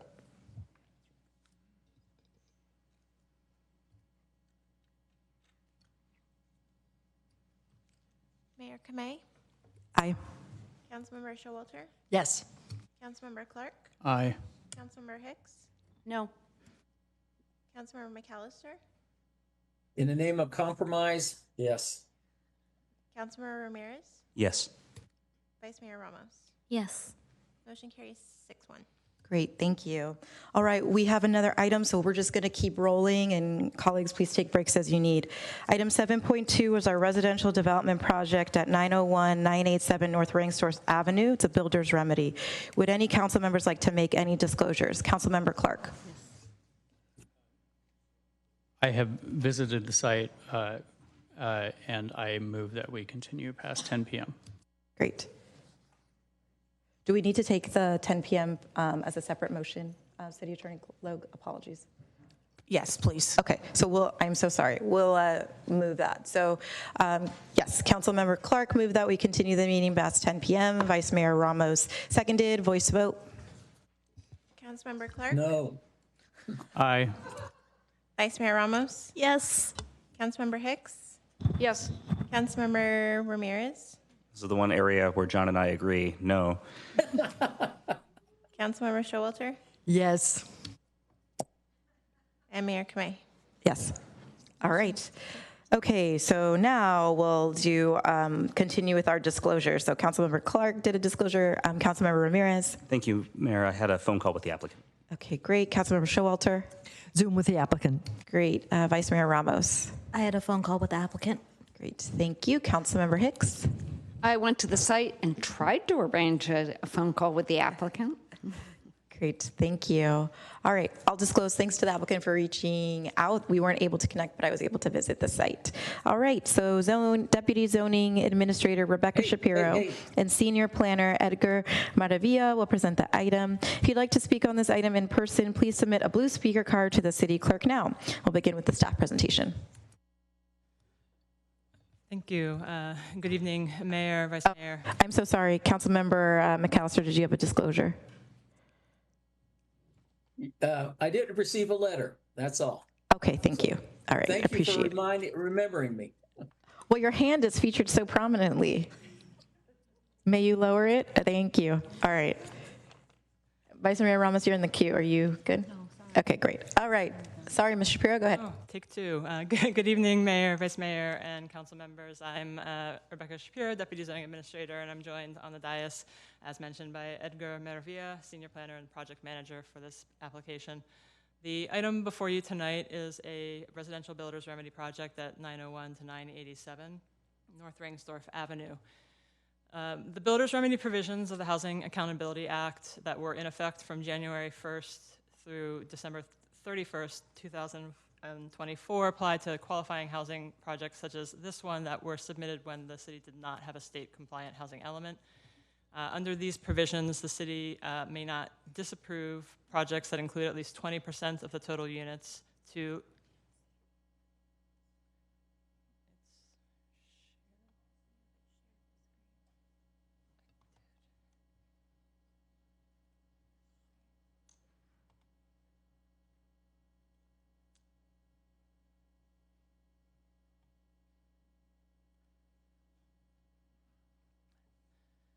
Thank you. So the builder's remedy provisions were in effect during a period that applies to qualifying housing projects that were submitted when the city did not have a state-compliant housing element. Under these provisions, the city may not disapprove a project that includes at least 20% of the total units to lower-income households, despite any inconsistencies with zoning and general plan standards. The city is also prohibited from disapproving or conditioning qualifying housing development projects in a manner that renders the project infeasible. The city may, however, enforce some objective development standards, conditions, and policies if the enforcement does not render the project infeasible or require a reduction in the proposed density. And the city may also impose certain fees and exactions and is required to comply with CEQA. This builder's remedy project site is approximately 1.26 acres located at the northeast corner of North Ringsdorf Avenue and Plymouth Street. It's currently developed with a 2-story residential duplex and related improvements. The north end of the site, which is denoted by the dashed line, has a general plan designation of general industrial, and the southerly end, closer to Plymouth Street, has a medium density residential designation. Similarly, the zoning for the site is general industrial on the northerly end, and the southerly part is zoned R3-2 SD, which is a multiple family residential zoning district with a special design combining district. As noted on the screen, the site is surrounded by 1 to 3-story residential and commercial buildings, most immediately including the former Ambra olive oil factory facility to the north, and 3-story row homes and a 2-story commercial building to the east. The project includes requests for development review and special design permits to construct the proposed 15-story, 455-unit residential apartment building with 20% affordable units, which are discussed in more detail later in the presentation. A heritage tree removal permit is also included to remove 19 heritage trees, And there's an associated lot line adjustment to establish the boundaries of the project site as roughly shown here. The proposed site plan provides vehicular access from Plymouth Street to the at-grade parking garage level and pedestrian access to the residential building lobbies from North Rangsdorf Avenue. The ground floor plan is primarily comprised of parking garage and utility rooms, with smaller remaining areas dedicated to building lobbies, a leasing office, a mailroom, and limited bike parking and personal storage areas. As noted earlier, the site has 2 general plan designations and is located in 2 zoning districts. And as discussed in more detail in the staff report, the project advances some general plan goals, but the proposed development also has inconsistencies with both of the general plan land use designations, as well as with many of the zoning standards for the site. However, pursuant to builder's remedy provisions of the Housing Accountability Act, the city may not disapprove the project based on its noncompliance. The project architecture has a contemporary design with a darker building base and angled parapet providing roofline movement. The material palette includes a terracotta wall cladding product in 3 colors and metal accents around the building. And the window design includes both stacked and asymmetrical patterns to try to provide some visual interest. The 2 project courtyards are oriented to provide a break in the building massing along each of the 2 longer building elevations. The project includes approximately 27,000 square feet of open area, of which a little under 16,000 square feet is dedicated to common usable open space. Open areas include smaller landscaped setback areas, the 2 podium courtyards, rooftop amenity areas, and 26 private balconies, which fall short of R3 district standards. As proposed, the landscape plan utilizes low water use and some native plants and appears to comply with the city's water conservation and landscaping regulations. The project site currently contains 23 heritage and 25 non-heritage trees. The applicant is proposing to transplant 5 existing olive trees, shown in green, in an off-site location. 4 of those trees are heritage trees, and the balance of the on-site trees will be removed, which includes 19 heritage trees, shown in orange. The heritage trees are predominantly in poor condition, but must also be removed due to direct conflicts with the project and site improvements for the project. The proposed planting plan includes 41 new on-site trees, which exceeds the city's typical practice for heritage tree replacements. And the project will also remove existing off-site trees and plant new street trees consistent with city standards and in alignment with new off-site improvements. As noted earlier, the proposed project provides 20% of the total units, or 91 units, as affordable for lower income households per builder's remedy provisions, and including 1 required replacement unit. The provision of these 91 affordable units exceeds the equivalent city standard, and the applicant will also comply with state law requirements for the units to be maintained as affordable for a minimum of 30 years, which is less than the city's requirement, as well as providing tenant relocation assistance benefits to any qualifying tenant per state law. In addition, the proposed 91 affordable units, as shown on screen, will address city requirements for affordable units to be reasonably dispersed and proportionate to the overall unit mix. Parking for the project is primarily provided through a 5-level parking lift system. And the 455-unit project is inconsistent with city standards for parking, providing fewer resident and guest vehicle and bike parking spaces than required by the city code. The proposal includes off-site improvements to construct sidewalks on both public street frontages with new street trees. The project proposal also includes modifications to North Rangsdorf Avenue to provide a bus island per VTA standards and a wider bike lane. And Plymouth Avenue at its intersection with Rangsdorf includes pedestrian crossing improvements. However, the proposed Plymouth Street frontage design does not fully align with city requirements, and as such, staff has addressed key requirements, including health and safety standards through conditions of approval, addressing especially the 3 areas shown on screen at the bottom. The state legislature enacted AB 130 on June 30th of this year, which went into immediate effect and created a new statutory exemption from CEQA for qualifying housing development projects. The applicant invoked these new provisions in July, and staff, working in conjunction with our CEQA consultants for the project, found that the proposed development was eligible for this new CEQA exemption, and staff has completed the necessary steps to bring the project to hearing under AB 130. Typically, development projects of such scale and scope in Mountain View are encouraged to conduct a neighborhood meeting and design review consultation to provide public venues for sharing project plans and gathering community input. Although encouraged, the applicant did not host a neighborhood meeting and declined to participate in voluntary design review consultation on this project. That said, as of this morning, staff had received 5 pieces of written correspondence on the project, and emails included a mix of opposition to the development due especially to its mass and scale, as well as support for a project that provides housing units to the community.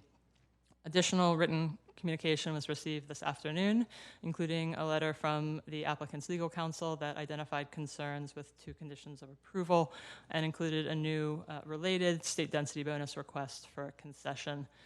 We're proceeding with tonight's hearing despite the last-minute nature of the new requests in an effort to move forward with the council consideration of the project given applicable statutory deadlines.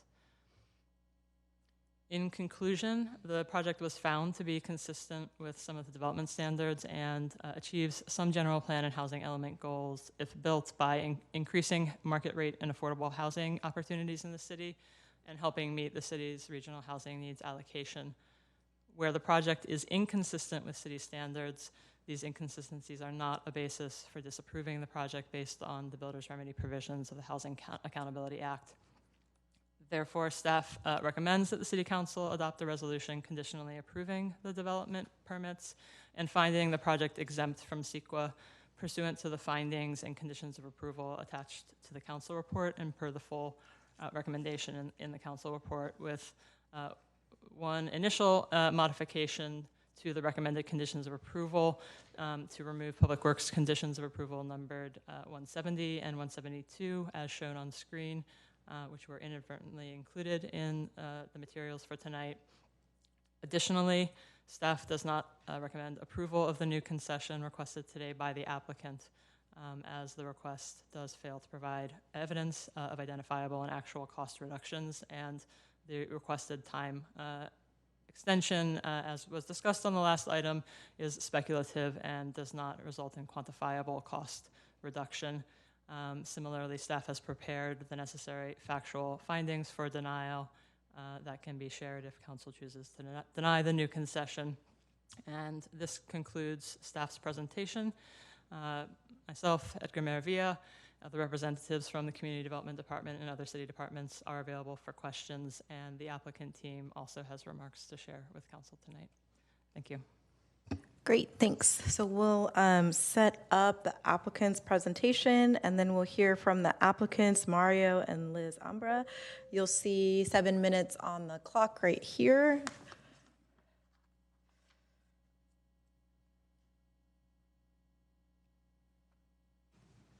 Great, and we'll pull up the presentation. There's no presentation, none? It's just verbal? remarks. Okay, understood. All right. And then if you could just speak directly into the mic for Yes, everyone I will. online. Thanks. Hi, I'm Liz Ambra. I'm here with Mario. We want to address the Honorable Mayor, Vice Mayor, and the Council. We appreciate your time this evening. We want to thank you for your consideration and your continued leadership and all the time and attention that you've dedicated to housing in Mountain View. It's really admirable, and I want to thank John for voting on the last project. Mario's family has cared for this land and stewardship for this land for almost a century.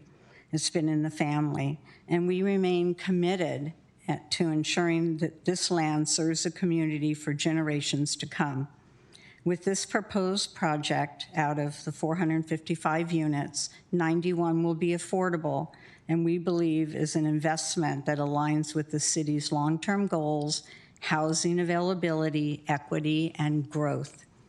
We appreciate your thoughtful review of the Builder's Remedy proposal and the opportunity to demonstrate how it can help meet critical housing needs.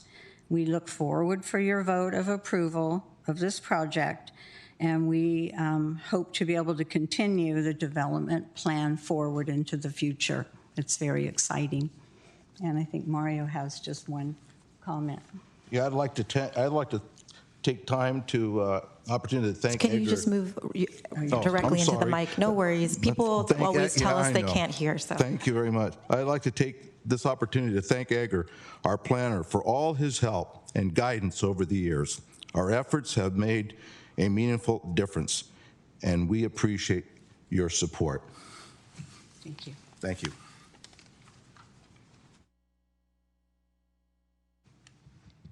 Good evening, Madam Mayor, Madam Vice Mayor, and council members. My name is Jenna Yarkin. I'm with Holland & Knight, and we are legal counsel for the applicant. As you know, my colleague Tamsin Plume is also here tonight. I'm going to apologize in advance if I sound out of breath. It's because my diaphragm is like between my ears. So I first want to express our appreciation for staff's work on this project in the 2.5 years since the applicant submitted its SB 330 preliminary application. We're excited to be here at City Council, and especially on behalf of the 455 units full of people who will live in this project and call it home, which includes 91 lower income singles, couples, and families. The staff report does a clear and concise job of highlighting the legal protections applicable to this project, inclusive of the Housing Accountability Act, or the HAA, its Builder's Remedy provision, the Housing Crisis Act of 2019, also called SB 330. But I want to put a spotlight on two main items which had yet to be resolved as of earlier today. The first one is condition of approval 172. Greatly appreciate staff's updated recommendation to remove that. I ask that if council does consider not removing that, that we be afforded an opportunity later to address that. So the second item is going to be on condition of approval number 1. This is going to sound very familiar because you heard it in your last item. But the city proposes to apply the city's typical 2-year entitlement expiration to this project, subject to a potential 2-year extension for a total of 4 years. While, as explained in our letter, applying this requirement is inconsistent with state law, including the HAA and SB 330, for the sake of cooperation and without abandoning our rights to our main argument, we have alternatively requested a state density bonus law incentive or concession to extend that timeline to 8 years instead of the initial 2. In today's challenging financial environment, longer timelines are paramount in allowing for the successful delivery of projects. They can make the difference between a project ever getting out of the ground or not. We feel this extension will result in actual and identifiable cost reductions for the project, and that we have adequately documented that in the letter we provided earlier today, as well as providing our specific suggested text revisions. Moreover, there is significant case law indicating that applicants are not actually required to establish the cost reductions will result. That case I'm thinking of specifically is Schreiber v. City of LA from 2021.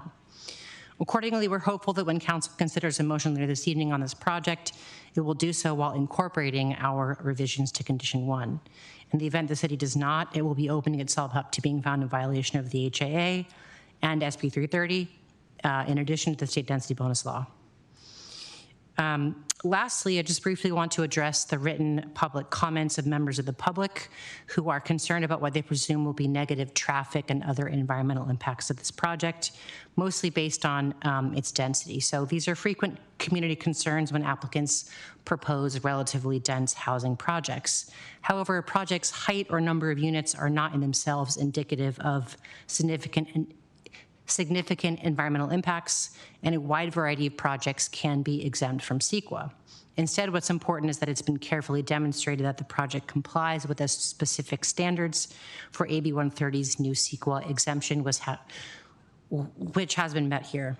For all the above reasons, we request you approve this project in compliance with state law, inclusive of its AB 130 CEQA exemption, and our requested text edits to condition 1, and the removal of conditions 170 and 172 as staff has recommended. Thank you. Great, thank you. Does any member of the council have any questions? Vice Mayor Ramos. Thank you, Mayor. It's a follow-up to an email we received today relating to the SB 330 requirements of the one renter that's in the duplex that meets those protected unit requirements. I see that you have sent a letter to the resident a couple days ago. Have you heard back? Is there any update for that resident? They're actually our friends. They've been in our unit there since 22. They have 2 children, now an additional 3, a little boy. And so I did meet with them on Sunday. We had a long discussion.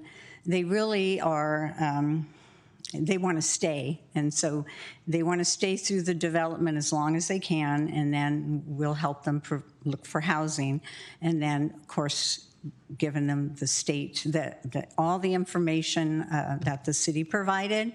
I think it was Andrea's email address. And so they are aware, they know about the project. I think by state law, we have to give them 6 months, but since we've known them so long, as soon as we get close to that, they will be informed. And so they're aware and would be invited back when the building's built. Thank you. Any other questions? All right. Oh, yes, Councilmember McAllister.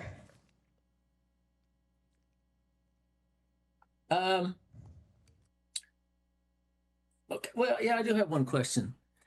With a project this large, how do you develop a sense of community with so many units and so something this dense?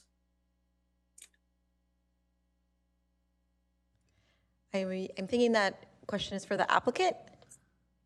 Or it could be for staff, but yeah, applicant would be great to hear from. Okay. I'm wondering if Anthony Ho from the project's design team would like to take that.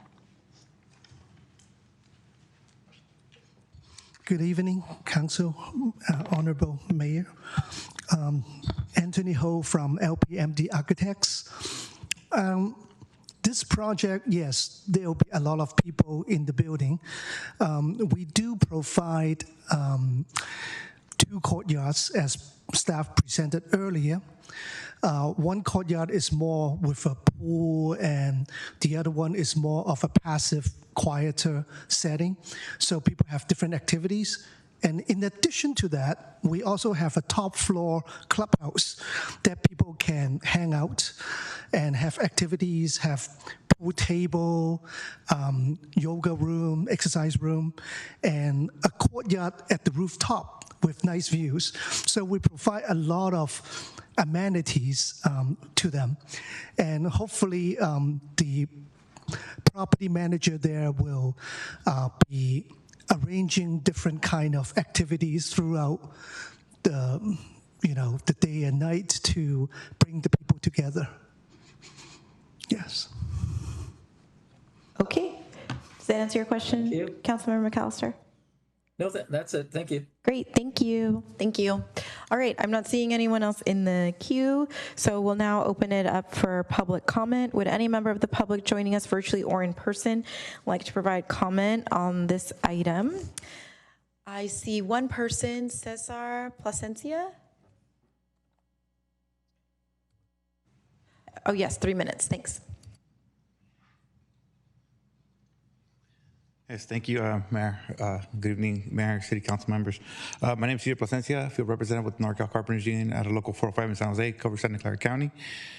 And tonight you are considering the apartments proposal at North Rangsdorf Avenue. This project, if approved, would bring hundreds of new homes to Mountain View, including affordable units. It also raises important questions about how we build and who benefits from the construction process. I want to emphasize that projects of this scale present an opportunity to strengthen our community, not only through housing, but through workforce development. By incorporating state-accredited apprenticeship programs, we can ensure that local workers gain valuable training and long-term career pathways. By requiring carpenter area standard wages, we stabilize the construction workforce and ensure fair compensation, and providing comprehensive health care. We affirm that worker well-being is a priority alongside building needs. Since the developer has applied under SB 330 and AB 130, we know that the timeline is especially important. After speaking with the team member from the developers, we look forward to request a meeting between them and the carpenters to discuss how we can help deliver this project with a trained workforce, fewer delays, and greater certainty in each phase of construction. These standards not only do not determine whether the project should move forward, but they do shape the kind of city we want to be. If Mountain View chooses to approve the project with these protections, we set a precedent that housing growth and worker dignity go hand in hand. Thank you for your time and consideration. Great, thank you. Pat Noop? Sorry, did I pronounce that all right? No, you got it right. Oh, okay. Very, very seldom do people get it right. Yeah, my name's Pat Noop. It's been a long night. It's been interesting. Some of this went over my head. But the one thing I've seemed to see over and over is we need housing. We need lots of housing. And both projects seem good. And this one right now, that's a perfect location. It's in a great spot for commute. It's a nice wide street. It looks like a nice project. But overall, we need housing. And these are great projects. We should move forward. Thank you. Great, thank you. All right, I am not seeing any other speakers, so I'll bring the item back for council questions and deliberations. Please note that a motion to approve the recommendation should also include reading the title of the resolution attached to the report.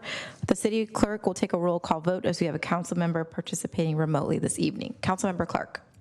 Yes, so thank you to everyone for all the work on this. This is a I think I voted with John on the gatekeeper long ago. This is I just appreciate everyone putting all the work into this and getting it to this point.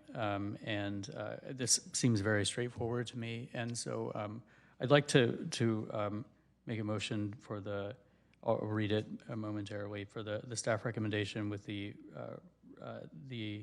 removal of the conditions as 170 and 172. And then any language you need me to insert into the record for the findings to deny the permit extension condition as we did earlier.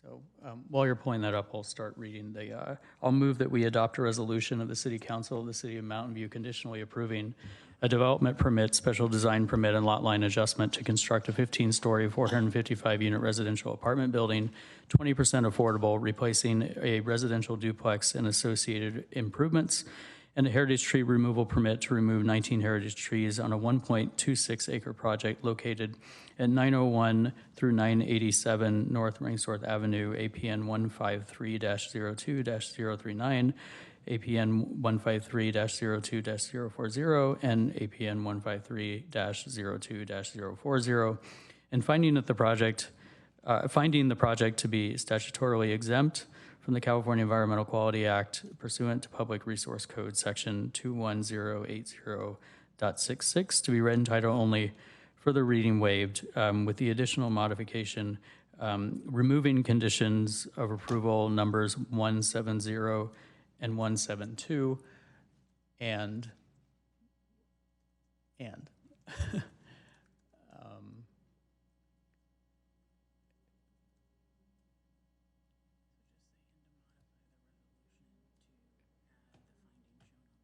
and to modify the resolutions to add the findings shown on the screen to deny the concession for the additional longevity of the permit. So it would just be our normal 2-year permit plus the ability to extend. All right, and that was seconded by Councilmember Showalter. I'm not seeing anyone else in the queue, so I think we are ready for a voice vote. Councilmember Clark? Aye. Councilmember Showalter? Yes. Councilmember Hicks? Yes. Councilmember McAllister? Since I didn't have a chance to give a comment, I'll make a quick one and then I'll vote. Is that all right? Yes, sorry, I didn't see your hand. Well, okay, he kept telling me to raise it down. I'm a big believer in projects that develop community, enhance community. So make community very important to me. And I don't believe this project at this size and what's going on is going to make a community. I know there's some people on council are happy as delight that this thing is as large as it is, but community is more important than size. So I'm voting a symbolic no. I know it will pass, but I got to have council start thinking that community is very, very important. Thank you. Councilmember Ramirez, Yes. Vice Mayor Ramos, Yes. Mayor Kamei. Yes. Motion carries 6-1. Great. Thank you so much to staff. Thank you to the applicant. We're going to move on to item 8, our council staff committee reports. Does any member of the council have a council staff or committee report? Vice Mayor Ramos. Thank you, Mayor. On not this past Sunday, but the Sunday before that, I was able to give certificates to 2 new Eagle Scouts. We were really quite excited, and they were very happy to get their certificates from the city of Mountain View to know that the city cares about this achievement, because really Eagle Scouts is such a big achievement. It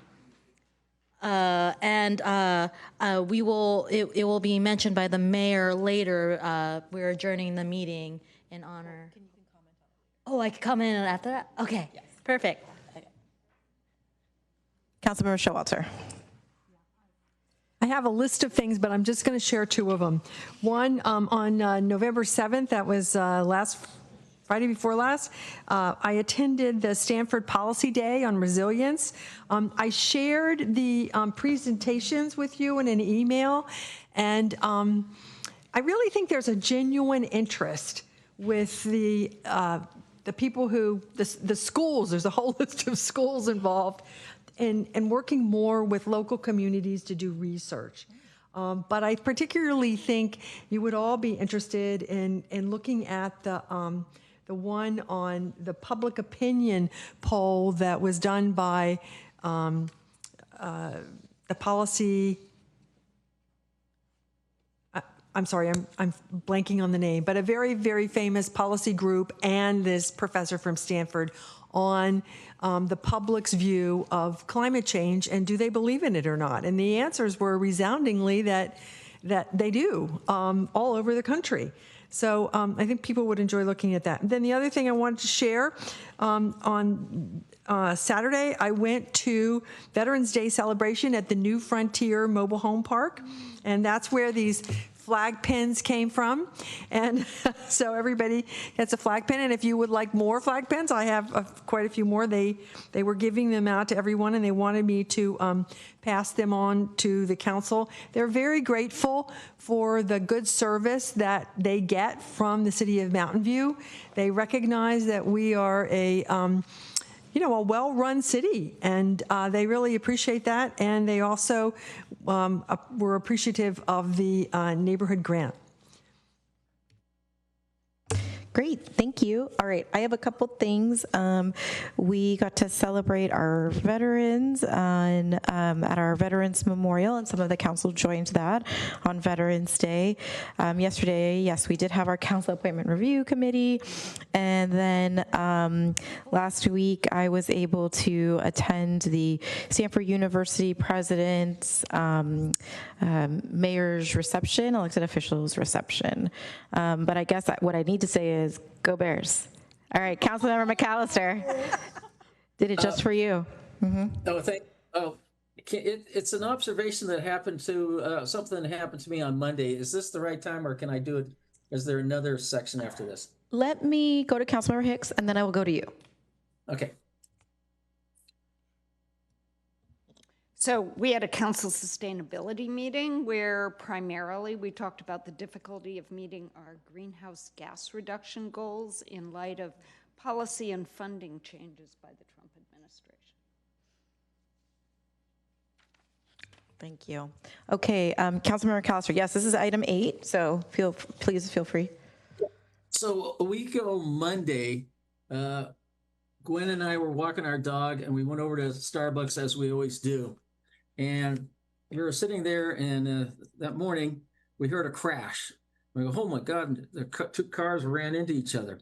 We got up to look over, and there was a 7th grade boy riding his electric bike broadsided a car.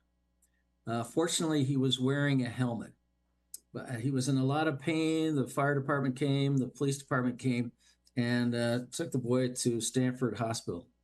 And the reason I'm bringing it up right now, I think we need to start looking at the increased amount of people, young people are riding the e-bikes, the potential for hazards just like this. I see the people are zigging, zagging and all that. And somewhere down the road, we're going to need to address it because it is a serious issue and people are going to get hurt. So it was traumatic. The boy was screaming. Fortunately, he was wearing a helmet. And I don't know if that helped him or not, but he was able to get up and walk and get into the gurney. But I'm just bringing that to people's attention. Pat, you probably see him on the trail zipping past you a lot, very fast. So, or they're going to school. So somewhere down the line, we're going to need to look into it, but just look out when you're walking around or driving and see how these young people are doing it. And let's be proactive in trying to make everybody safe. That's it. Thank you. Great, thank you. All right, so I'm not seeing any other hands, but maybe that's something we can talk about when we talk about work plan or at CTC as things come forward with like the bike and pedestrian master plan. All right, so item 9 is our adjournment. Tonight we're adjourning the meeting in honor of Rose Filicetti, who was a former Mountain View Wisman School District Board member, field representative for former Assembly member Sally Lieber, and former State Senator Joe Simidian, executive director of the past executive director of the Mountain View Educational Foundation, and past executive director of the Santa Clara County School Boards Association. Those of us who know Rose, she's very, very active.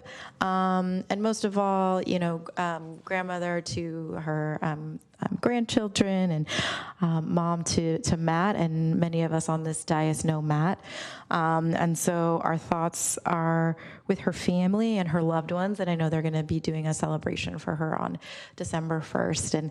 And she was such a force to be reckoned with for good, and she'll be greatly missed. Vice Mayor Ramos, I know you wanted to say a few words.